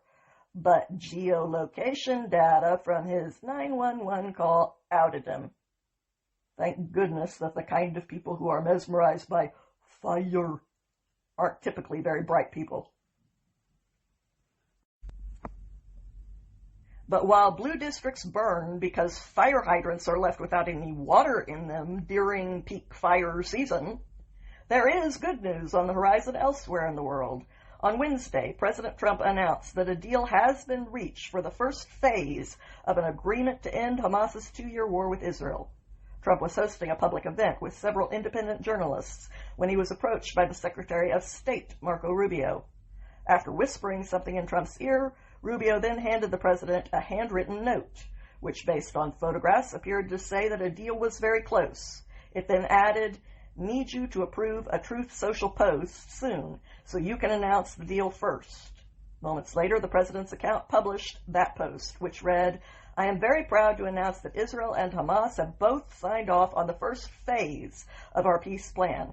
This means that all of the hostages will be released very soon, and Israel will withdraw their troops to an agreed-upon line as the first steps towards a strong, durable, and everlasting peace. All parties will be treated fairly. This is a great day for the Arab and Muslim world, Israel, all surrounding nations, and the United States of America. And we thank the mediators from Qatar, Egypt, and Turkey who worked with us to make this historic and unprecedented event happen. Blessed are the peacemakers."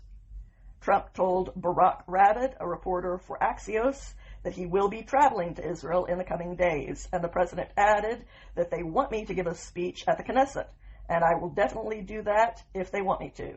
If that happens, Trump would be the first U.S. president to do so in almost 2 decades. President George W. Bush was the last sitting president to address Israel's parliament in 2008 to mark Israel's 60th anniversary. This week, world diplomats converged on the seaside city of Sharm el-Sheikh to mediate between Israel and Hamas negotiators. Trump's envoy to the Middle East, Steve Witkoff, and his son-in-law, the former Middle East advisor, Jared Kushner, also headed to Egypt earlier this week. According to the New York Times, Qatar's Prime Minister, Sheikh Mohammed Al Thani, joined negotiators in person on Wednesday, as well as the Turkish intelligence chief, Ibrahim Kalin. Photos that were taken of the negotiation room after the deal was reached on Thursday showed the potential fruit of these negotiations. Qatari Prime Minister Al Thani actually shook the hand of an Israeli negotiator, retired Major General Nitzan Alon, in a rare display of mutual respect, all less than 1 month after an Israeli precision airstrike hit Qatar's capital, Doha, in a necessary attack on Hamas leadership. Negotiators for Israel and the terror group Hamas met for days with these mediators in Egypt to hammer out the details of the first phase of the U.S. framework for a peace agreement in Gaza. The first phase of the deal was then presented to the Israeli cabinet on Thursday for approval.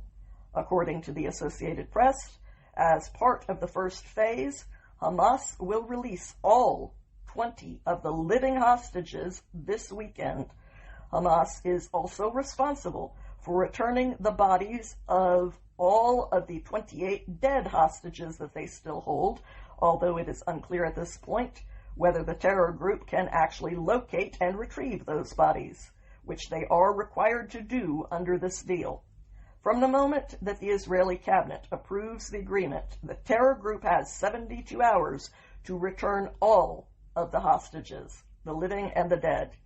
And Israel's military has 24 hours from the time that the deal is approved by the Israeli cabinet to withdraw from the heart of Gaza to a predetermined boundary, as a senior White House official confirmed to CBS News.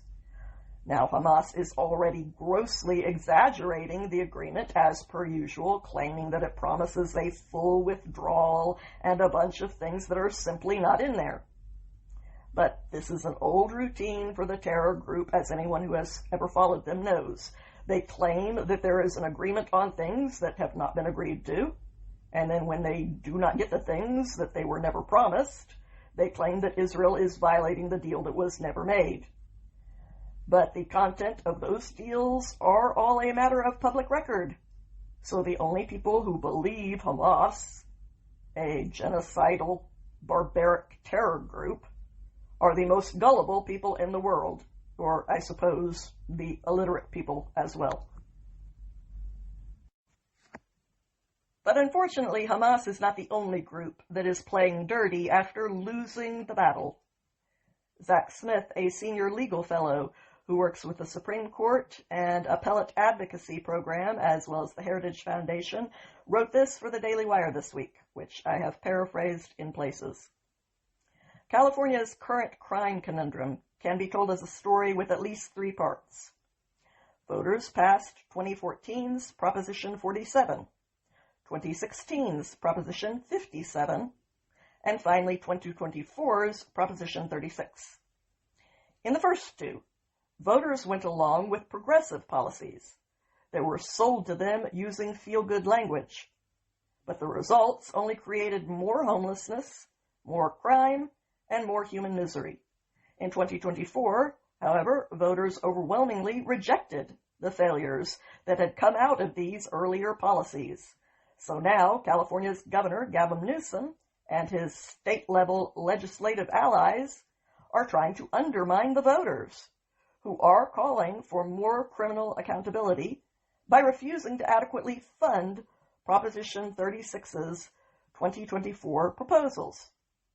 For those unfamiliar, the first bill, Prop 47, downgraded most thefts that were valued at less than $950 from felonies to misdemeanors and made it impossible to charge most simple possession cases as felonies rather than misdemeanors.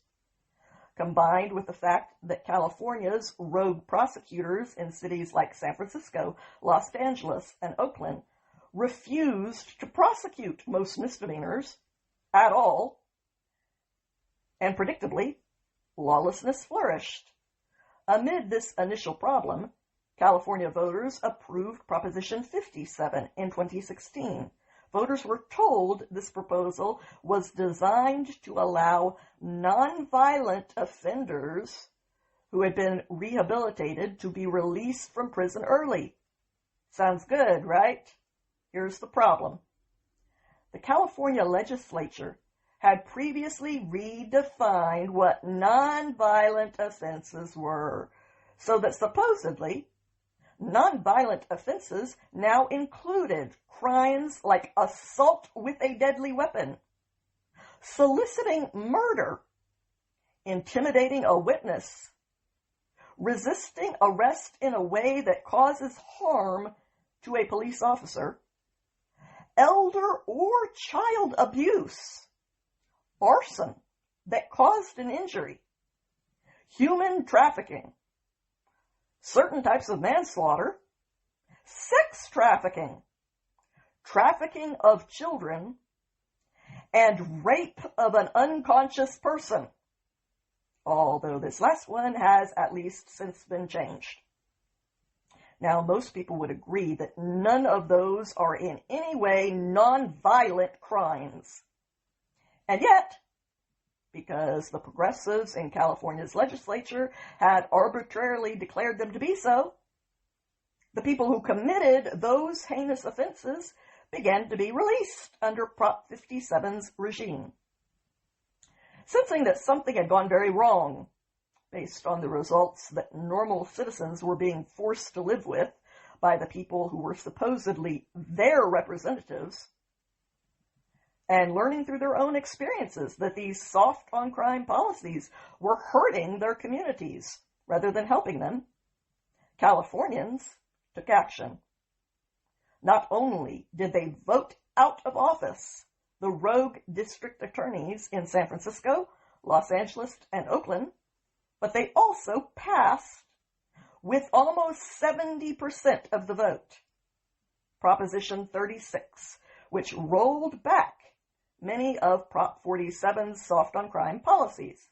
Under Prop 36, repeat shoplifters can now be charged with a felony, which is punishable by up to 3 years in state prison. Those who are convicted of certain drug dealing offenses must serve their sentences in state prison rather than in county jails. This matters because with jail overcrowding posing a real issue, many serve far less time than they were supposed to.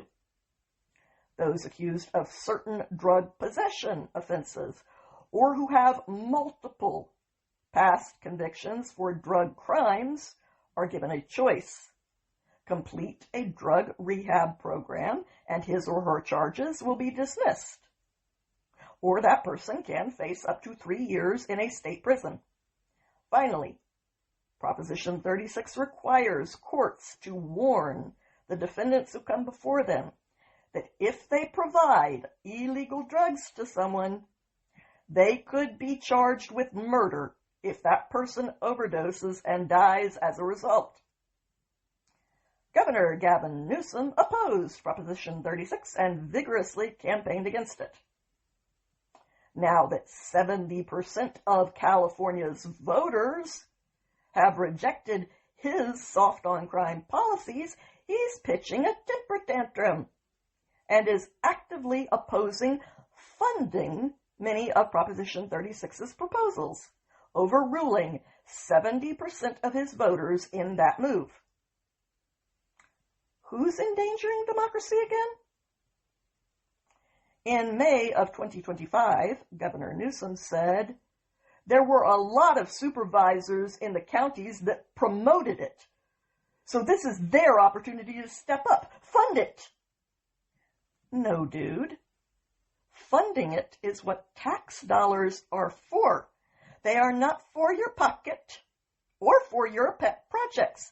They are for the things that the people vote for because that is their money to begin with. And California has the highest tax rate of all 50 states, more than enough to cover the things that the people want. When you don't spend $10 quadrillion on a high-speed rail that no one wants, that goes nowhere, and that still isn't built. One state senator reacted to this tirade by saying he is being absolutely recalcitrant because the voters didn't vote the way he wanted them to, and the way he told them to. He's taking his football and going home. After dragging his feet for the first half of 2025, Newsom finally offered some funding for Proposition 36's proposals, but critics argue that that money was already allocated and not enough to carry out the reforms in Proposition 36. Newsom's recalcitrance is unfortunate. Not only is he subverting the will of the voters, he's also pushing back against common sense policies designed to control California's massive crime problem. Californians know that there needs to be accountability when someone breaks the law. They voted for it. And now Newsom and the California legislature need to fund it, whether they personally like it or not. 2 words: luxury beliefs. But ideological battles were being fought elsewhere as well. The United States Supreme Court heard oral arguments this week in a case addressing the legality of so-called conversion therapy. Now, historically speaking, that term has referred to treatments like shock therapy that were aimed at changing a person's sexual orientation from gay to straight. However, leftist activists have hijacked the term and now use the label to describe any efforts that encourage someone to accept and embrace themselves the way that they are, specifically when it comes to individuals who identify as transgender and who want to arrive at a place where they can accept their biological sex. But that help is being denied to them by these activists under the warped idea that accepting yourself can ever be a form of conversion therapy. In the case that is now before the Supreme Court, the plaintiff, a Christian counselor named Callie Childs, is challenging a Colorado law that has been dubbed the minor conversion therapy law. It was passed in 2019 by the Democrat-controlled legislature in that state. That law bans consensual counseling that, quote, attempts or purports to change an individual's sexual orientation or gender identity, meaning it bans any counseling that does not encourage a confused minor to mutilate themselves in an effort to change their body instead of embracing themselves the way that they naturally are. Childs' legal team, Alliance Defending Freedom, says Childs is currently under investigation by the state of Colorado over this law, and they've stressed that minors are being deprived of even the option of choosing her services. The state of Colorado argues that this is not a free speech issue, but rather a matter of regulating conduct and medical treatment, even if that medical treatment is only speech, like talk therapy. So, according to the state attorneys in Colorado, who are busy twisting themselves into pretzels right now to defend this bill, their law is not actually an unconstitutional violation of free speech. And that is as convoluted as the rest of their argument. Colorado says that talk therapy that doesn't affirm gender-confused children is harmful to said children, which is a claim that the state bases on so-called experts and the so-called medical consensus. So, their argument, to be clear, is that affirming mental delusions that do not align with reality is healthy, and embracing yourself as a unique individual who doesn't need to change is unhealthy. And therapy is not there to help you work through a problem that you are struggling with on your own.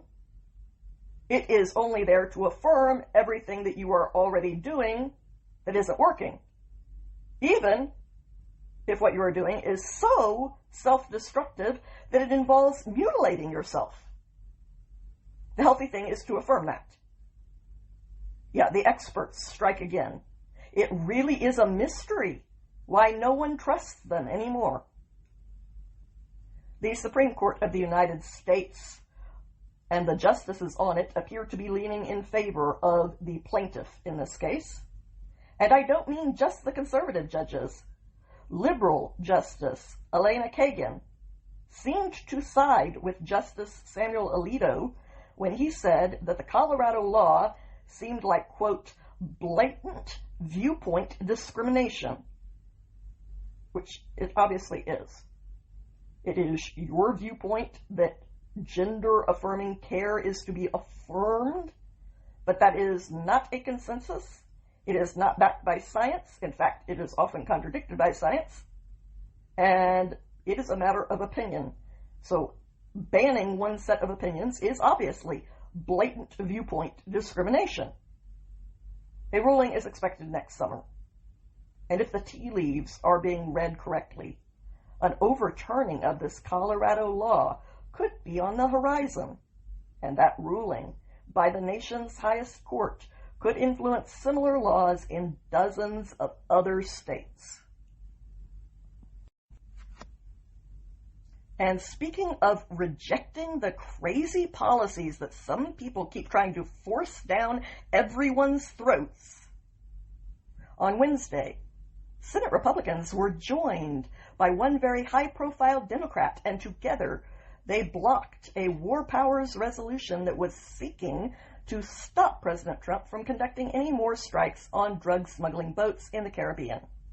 That measure failed to pass in a 51-48 vote, thanks to the swing vote of Pennsylvania's Democrat Senator John Fetterman, my favorite Democrat politician, and definitely the only sane and grounded one that is left among them.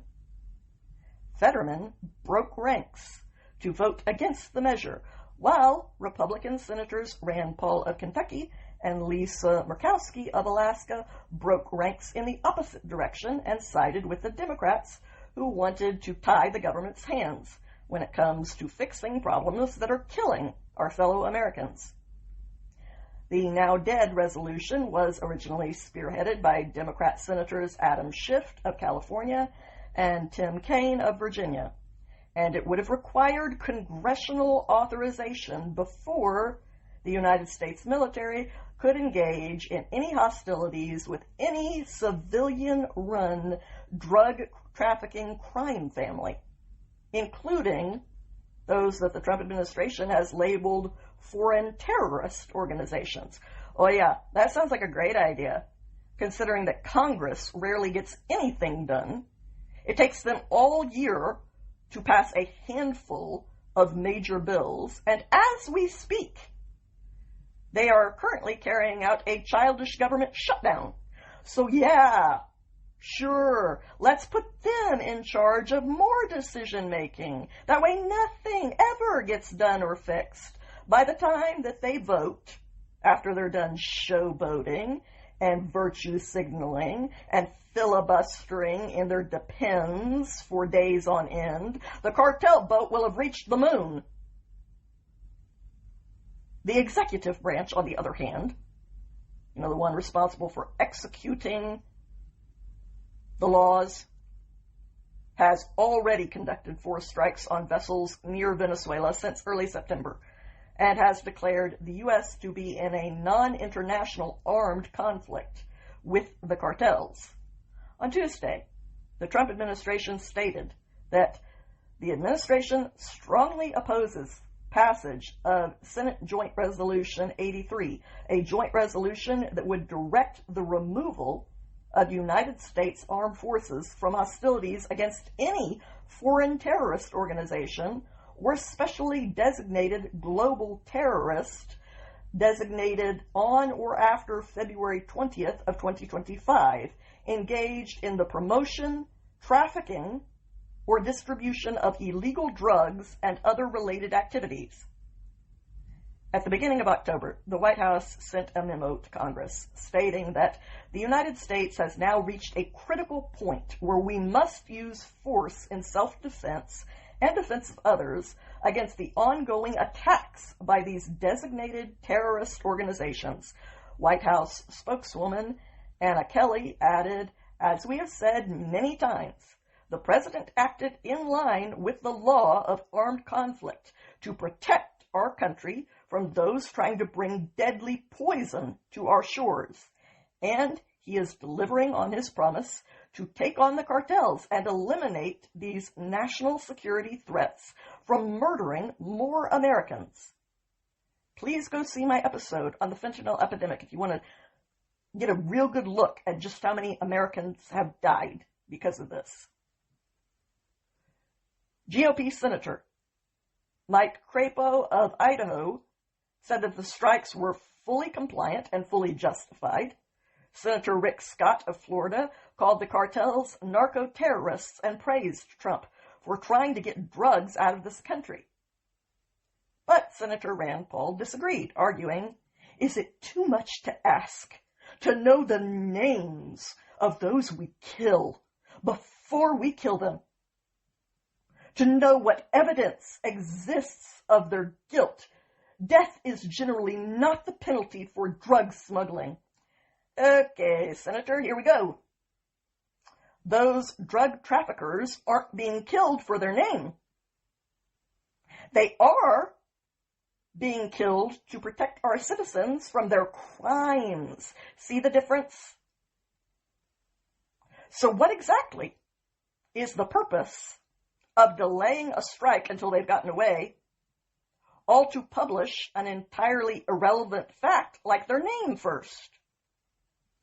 Why would their name ever change the decision itself? Can you name one case where any criminal, you were gonna convict them, execute them, whatever, up until the point where you found out their name, and their name changed it? I want a case. Tucker Carlson is much better at deploying irrelevant points as a distraction tactic, so maybe you should go and take lessons from the king of cons, Senator.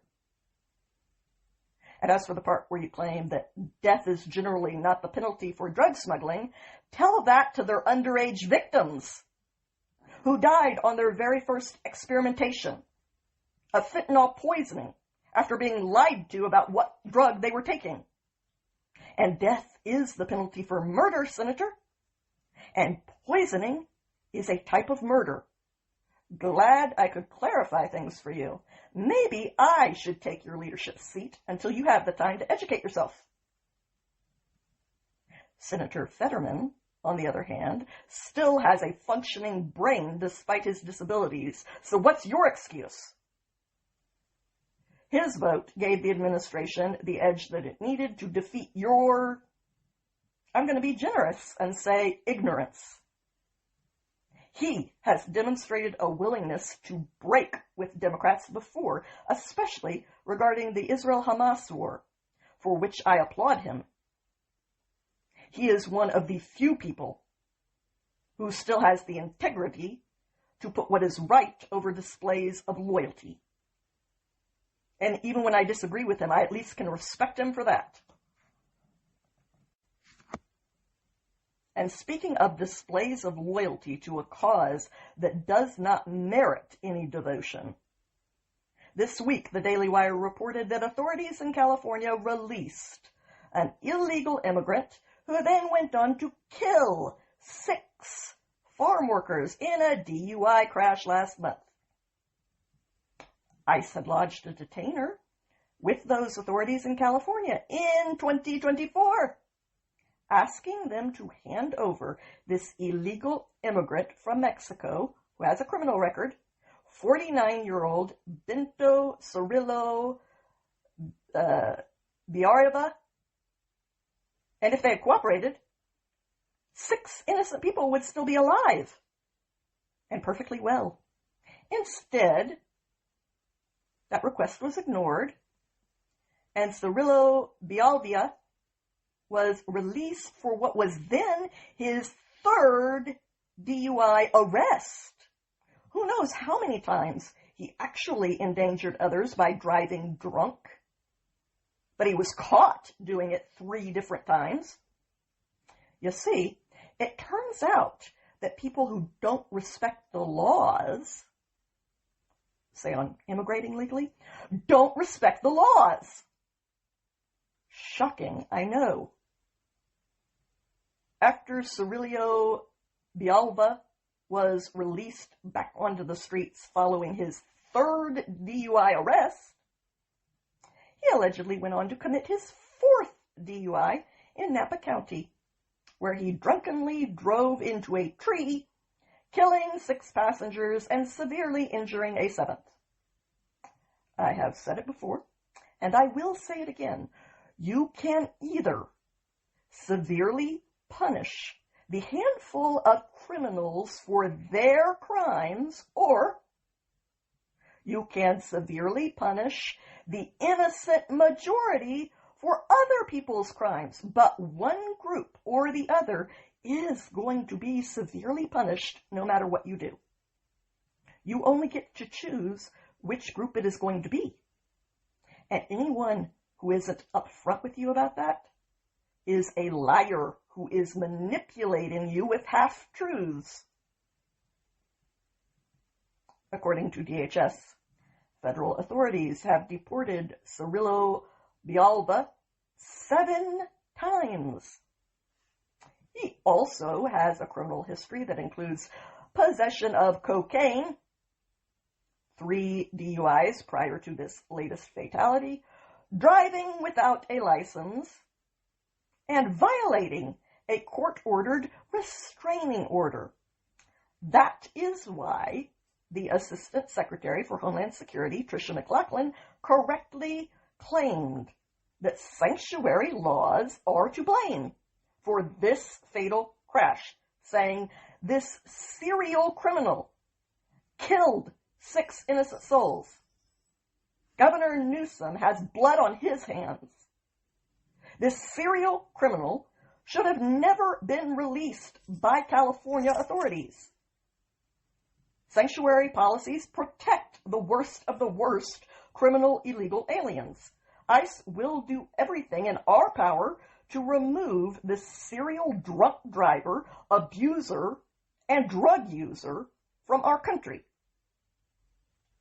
And speaking of manipulative liars selling half-truths, the office of California's Governor Gavin Newsom hit back, placing the blame on the feds, who had done everything in their power by submitting the detainer request that his policies denied. According to KTVU, Diana Cross, Paleo, I'm sorry if I'm mispronouncing your name, Newsom's deputy director of communications, said, "It's clear that this is an attempt to distract from the truth." By who? You? Yes, clearly.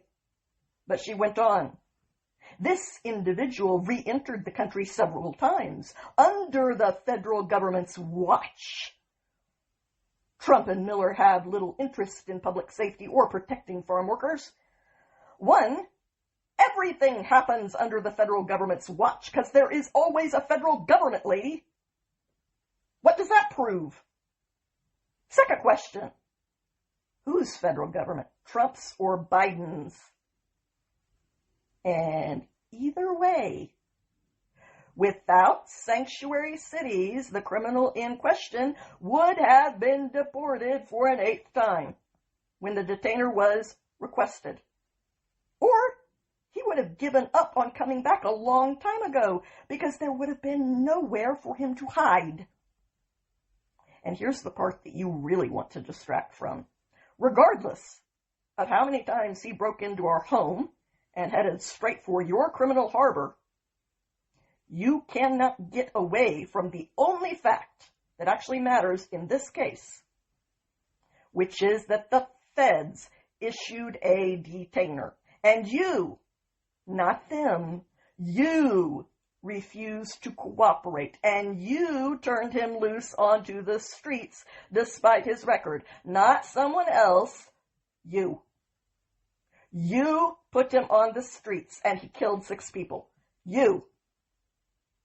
And since you like to play games, I'm going to play one of your favorites right now. Say their names. The victims of the crash that you set into motion were Loreto Ricardo Hernandez, 42, Fernando Silverio, 34, Aaron Ruiz, 39, Bayman Reynosa Rodriguez, 32, Demetrio Celerino Francesco, 39, and Pedro Lopez Gomez, 57. But I'm betting that those are 6 names that you don't want to say. Am I right? California became a sanctuary state in 2018, preventing local authorities from assisting ICE and keeping them out of local jails. An illegal concept that needs to be abolished after being indulged for far too long. Abiding by the laws of the nation is not optional. If you don't like the laws, then convince people that you are right about that and change them. But no one gets to break the laws. And the people who live in other states are being impacted by the bad policies in your state that we don't get to vote on. So this free-for-all does need to end. In the meantime, immigration authorities are obtaining federal warrants when they head out to make immigration arrests.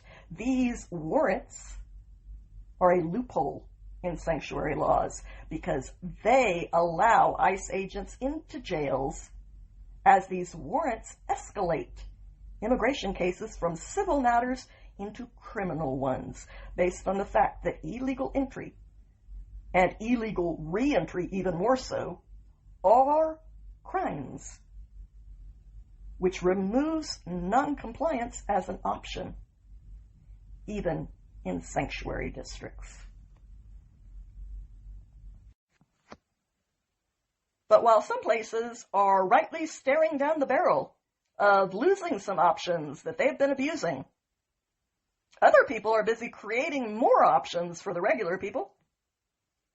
Midweek, Turning Point USA confirmed the rumors after speculation grew that the organization would host an alternative to the Super Bowl's halftime show featuring Puerto Rican recording artist Bad Bunny. That is seriously the dumbest name that I have ever heard of someone deliberately giving themselves. Bad Bunny is apparently the schmuck who arrogantly told Americans to learn Spanish for his upcoming performance. Dude, get over yourself. I don't even know who you are.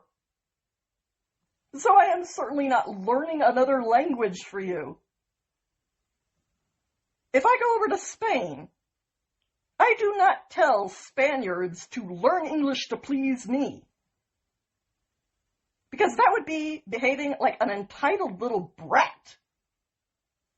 I would be a guest in their country.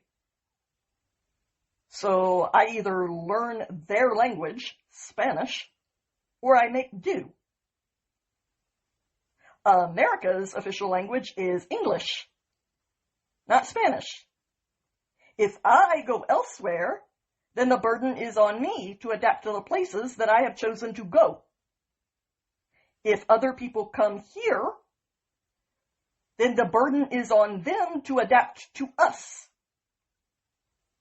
My family learned English when they immigrated, and others need to do the same as well if they want to be a part of the melting pot.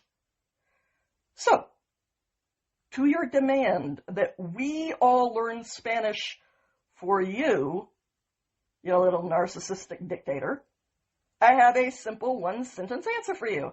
No. So, thankfully, on Thursday, the nonprofit group Turning Point USA posted the following. It's true. Turning Point USA is thrilled to announce the All-American halftime show. Performers and event details coming soon. The Turning Point USA announcement included a link to an online form where fans can sign up to receive updates about the event.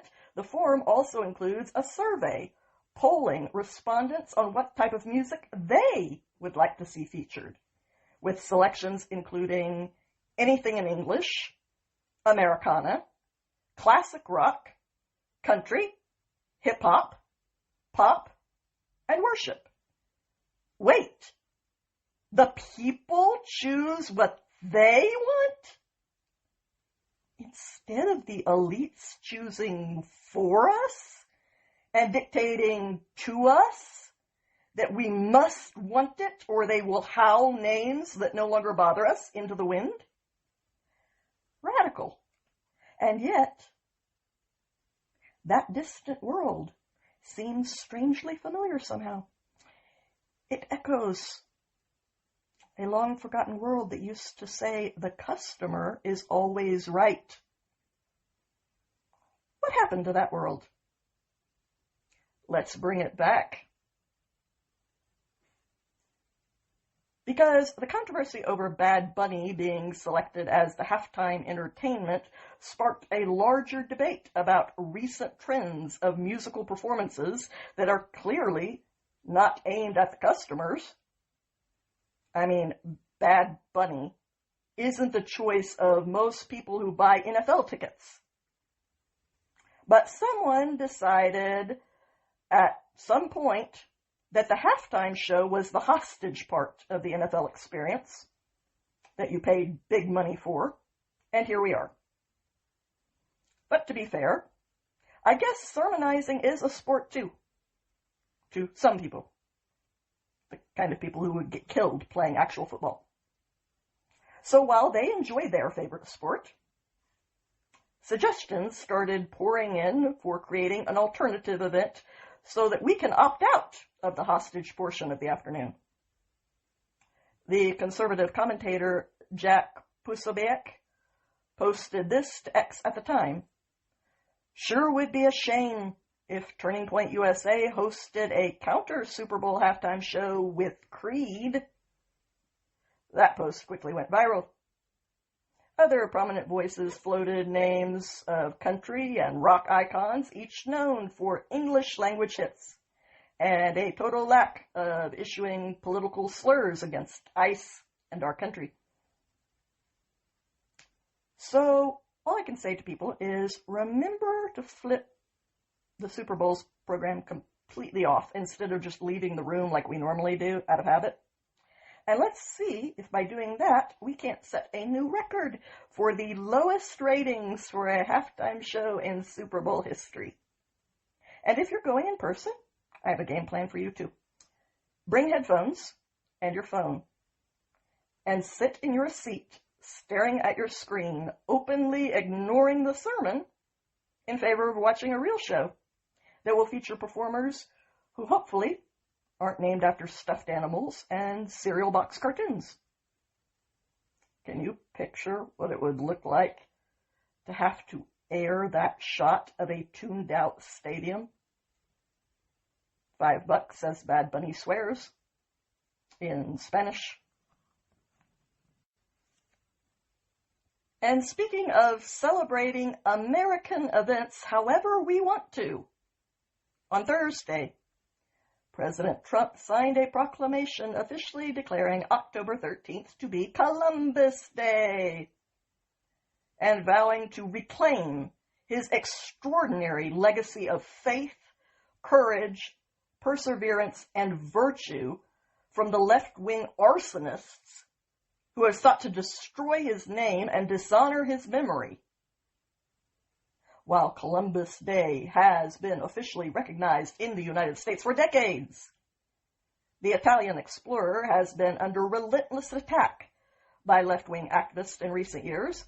Last year, Joe Biden, as the sitting president, acknowledged Columbus Day, but he made little mention of the explorer's accomplishments and mainly focused on the generic history and heritage of Italian Americans.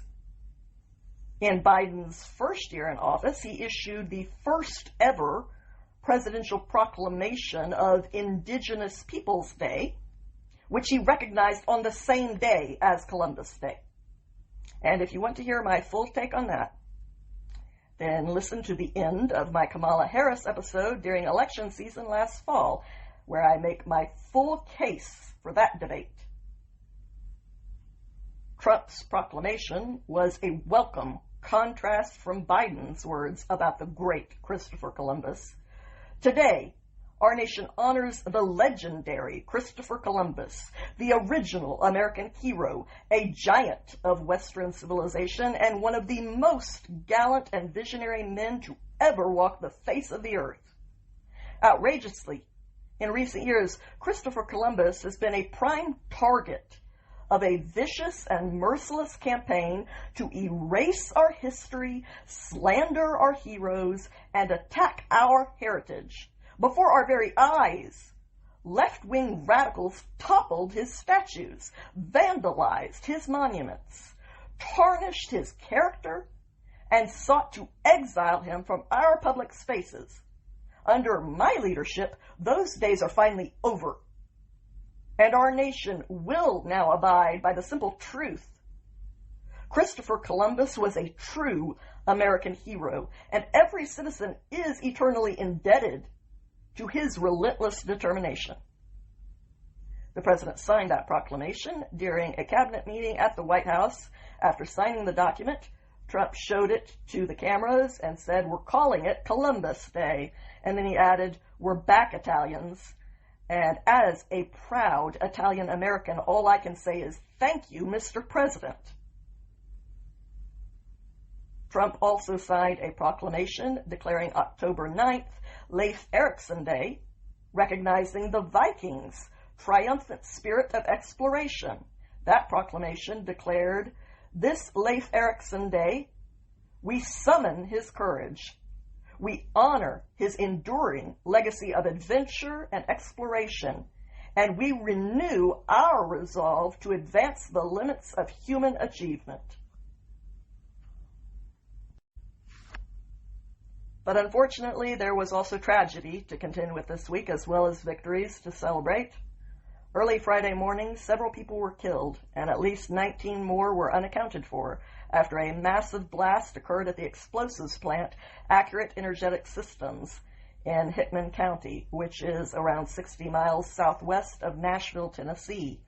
The nearly 50-year-old company says that it specializes in the creation of high-grade explosives for demolition, for defense and commercial markets. After the blast, the Bureau of Alcohol, Tobacco, and Firearms, as well as the Department of Homeland Security, were immediately on the scene. The Sheriff's Department from the neighboring Humphrey County is also assisting in the response. In a press conference on Friday morning, Humphrey County's Sheriff, Chris Davis, called the scene very violent, while adding that the explosion had encompassed one whole building. He described it as one of the most devastating situations I've been on in my career. Aerial footage from the scene showed a wide blast radius with scattered rubble and burning vehicles nearby. But the sheriff said that authorities had secured the scene to ensure that there is no risk of more large explosions, given that the one that has already occurred was strong enough that it rattled homes that were miles away. Sheriff Davis added that it could take a week to sift through all of the wreckage, given that smaller blasts were an ongoing possibility that will hamper the cleanup and the investigation. Thankfully, the Metro Nashville Police Department confirmed that it was sending a bomb squad to assist authorities at the scene at the request of the FBI. And if you think that headline was shocking, hang on to your hat. A new exhibition was unveiled this week at Canterbury Cathedral, one of the oldest Christian structures in England, dating back to the year 597 AD. And this so-called exhibition has many people baffled and, frankly, enraged. The newly unveiled installation that was approved by the curator of this cathedral, Ghislane Maxwell, consisted of graffiti messages that were applied directly to the historic stone walls of this massive cathedral. Questions such as, what is the architecture of heaven? And does everything have a soul? Can now be seen in the graffiti script that covers the walls and columns of this sacred building. According to Art News, another graffiti message that has been scrawled underneath a majestic stained glass window reads, "Why are you indifferent to suffering?" The curator who did all of this, Ms. Cresswell, explained the goals of this obscene exhibition on Instagram, writing, "By collaborating with marginalized communities, including the Punjabi, Black, and Brown diaspora, neurodivergent individuals, and the LGBTQIA+ population, the exhibition promotes inclusivity and representation. It transforms the cathedral into a space where diverse voices can be heard, validating their experiences and fostering a sense of belonging."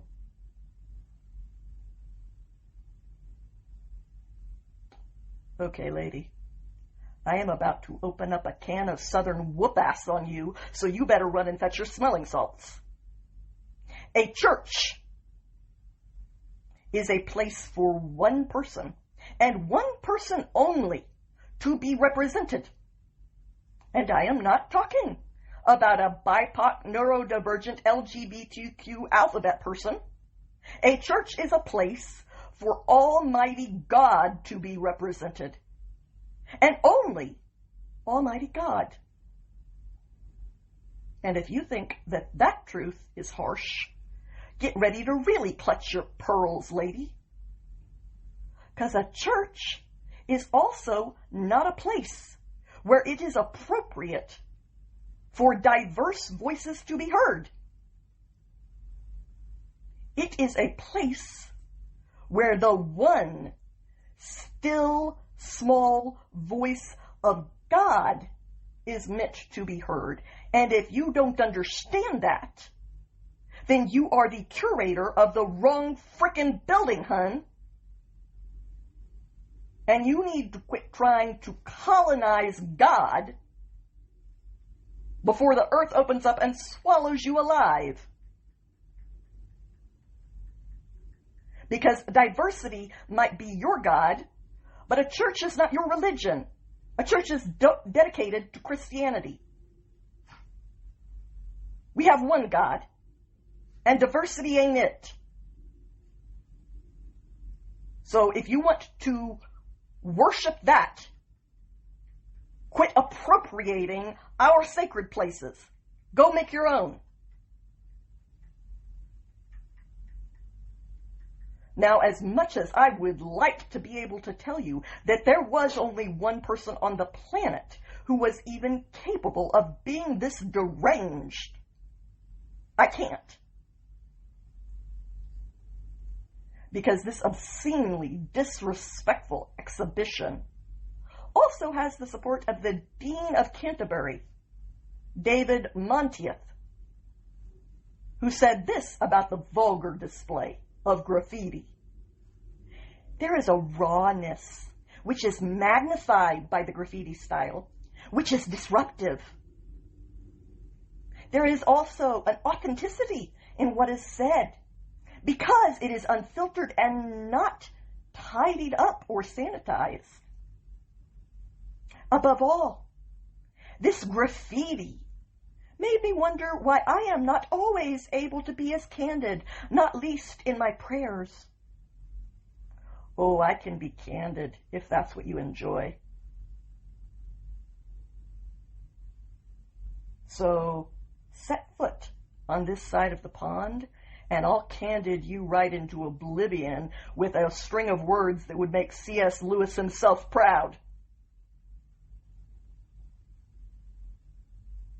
Meanwhile, outside of your virtue signaling performance wonderland, on social media, the real boys and girls of the real world are voicing their profound dismay over this desecration of a house of worship that has stood for nearly a millennia and a half.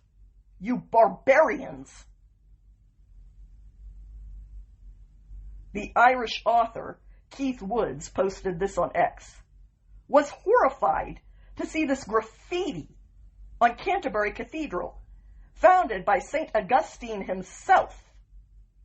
Then I discovered it was actually an initiative welcomed by the Church of England. Australia's conservative activist, Drew Pablu, wrote, "It's actually stunning how much the elite of Britain hate their own culture and civilization. You couldn't even invent this as satire. They are literally scrawling graffiti on the walls of ancient cathedrals. Everything beautiful is just torn down and destroyed."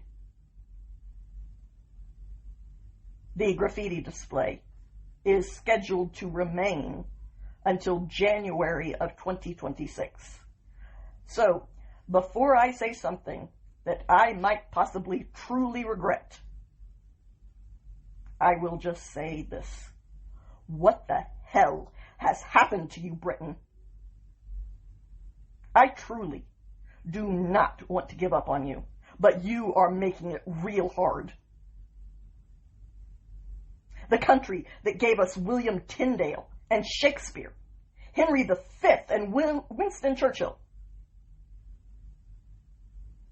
It is inconceivable that this is what you, of all places, has become. Those great men of your past are rolling in their graves to look for a place to vomit. I never thought anyone could make me reach the point where I might actually cheer on a French Revolution-style revolt. And to be clear, I'm not there yet. Hopefully I never will be, because I do not approve of violence. But you've brought me the closest to it that I've ever been. And that's really frickin' impressive, if you know me. So congrats.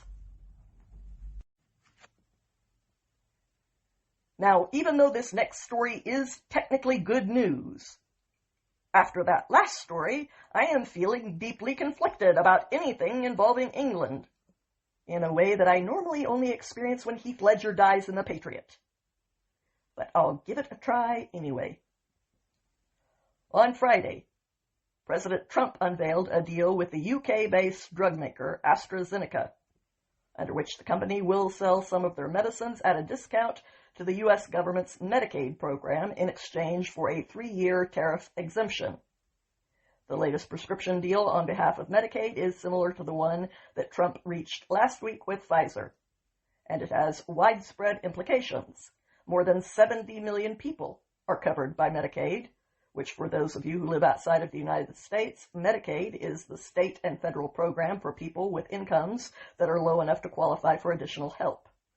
Drug spending in that program is dwarfed by that of the Medicare program, which covers people who are 65 and older, as well as those with disabilities, and it is not included as a part of Friday's announcement. Medicare's drug spending reached $216 billion in 2021, while Medicaid's gross spending was around $80 billion. Craig Garthwaite, a professor of Northwestern University's Kellogg School of Management, pointed out that Medicaid program already receives the lowest drug prices in the United States, so the additional savings may be modest in practical terms. While Rena Conti, an associate professor at Boston University, argued that AstraZeneca's deal, like Pfizer's, may spare the company the high cost of tariffs, but she claimed that it will not move the needle much on the rising health insurance premiums and out-of-pocket drug costs in the United States. However, these deals are part of a framework that the White House is constructing in an effort to lower prescription drug prices across the United States. The president sent letters to 17 different leading drug makers back in July, encouraging them to slash their prices. Pfizer and AstraZeneca are the first two companies to reach a deal with the administration. But on top of that, AstraZeneca's CEO, Pascal Soriot, said at an event at the Oval Office that they will also offer some of the company's drugs at up to 80% off their list price through the Trump RX website that has been planned for next year, which will have impacts on prices outside of Medicaid. U.S. patients currently pay the most by far for prescription drug medications, often paying nearly 3 times more than the people in other developed nations pay, and Trump has been pressuring drug makers to equalize their prices instead of using us to make up the difference for giving discounted rates to countries with socialized medicine, forcing us to indirectly subsidize those countries' programs. If drug companies do not equalize prices, they will face stiff tariffs and penalty. Lobbyists and executives told Reuters after last week's Pfizer deal that after negotiations broke down earlier this year, Trump threatened 100% tariffs last month, ratcheting up the pressure on the pharmaceutical industry to get them to agree to cut prices and to shift their manufacturing to the United States. In July, AstraZeneca announced that it will invest $50 billion in U.S. manufacturing and research and development over the next 5 years. It will also build its biggest site worldwide in Virginia and expand facilities in 5 other U.S. states. In September, the company also announced that it will sell its diabetes and asthma drugs direct to cash-paying U.S. patients at a discounted price of up to 70% off of the list price, another move that was made in response to Trump's pressure campaign. Additionally, the Anglo-Swedish firm that has lately been describing itself as a, quote, very American company, will list shares in its company in the United States market, as well as its current markets in the UK and Europe. So a lot of good news there that has a lot of potential for improving things in the future. And for the record, I am still not talking to you right now, Britain. Have JoJo put you in the naughty corner. On Saturday, the sad news broke that Diane Keaton had passed away at the age of 79. Her cause of death was not made public, and according to People magazine, her family has asked for privacy during this time. The Academy Award-winning actress had a very long film career, although her earliest roles were on the stage. She was cast in Woody Allen's Play It Again, Sam in 1969, but it was during the 1970s when Keaton's star really began to rise. That was when she landed a leading role in The Godfather, the greatest film of all time, of which she told People magazine, "I think the kindest thing that someone has ever done for me is that I got cast to be in The Godfather, and I didn't even read it. I didn't know a single thing. I just was going around auditioning. I think that was amazing for me. And then I had to kind of read the book." The 70s was also when Keaton appeared as the lead in Annie Hall, another collaboration with Woody Allen, for which she won the Academy Award for Best Actress. Keaton's other well-known films include roles in Father of the Bride, The First Wives Club, and Something's Gotta Give, among many others. She also worked in television with roles in Mannix and, more recently, The Young Pope and Amelia Earhart, The Final Flight, for which she was nominated for an Emmy Award. Although Diane Keaton never married, she is survived by her two adopted children, Dexter and Duke. But fortunately, elsewhere in the world, there was cause for great rejoicing. On Saturday, in anticipation of the return of their hostages, Israeli civilians packed the streets of Tel Aviv at a place that has been dubbed Hostage Square. They gathered together here to show their gratitude to President Trump, who brokered the peace deal that will secure the release of all Israeli hostages, both the living and the dead, eventually ending this war. With only hours remaining until the return of their neighbors and loved ones, the crowd of Israelis repeatedly broke into chants of "Thank you, Trump." Many of them wore MAGA gear, and they held up a massive banner calling for the president to receive the Nobel Peace Prize for this historic achievement. CNN's international correspondent Clarissa Ward told Wolf Blitzer that she had personally witnessed, quote, endless applause for President Trump. And Wolf Blitzer also noted just how many people were wearing Make America Great Again hats. That grateful crowd was addressed by the United States Special Envoy to the Middle East, Steve Witkoff, who told them, "May God bless the souls of the fallen. May God bless the hostages and their families as they return home. May God bless the state of Israel.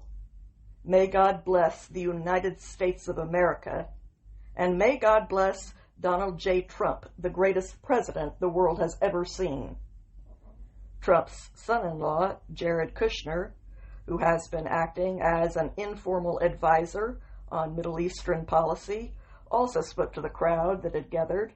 Earlier this week, Trump had commented on his son-in-law's role in this process, saying, "I put Jared here because he's a very smart person and he knows the region, knows the people, knows a lot of the players."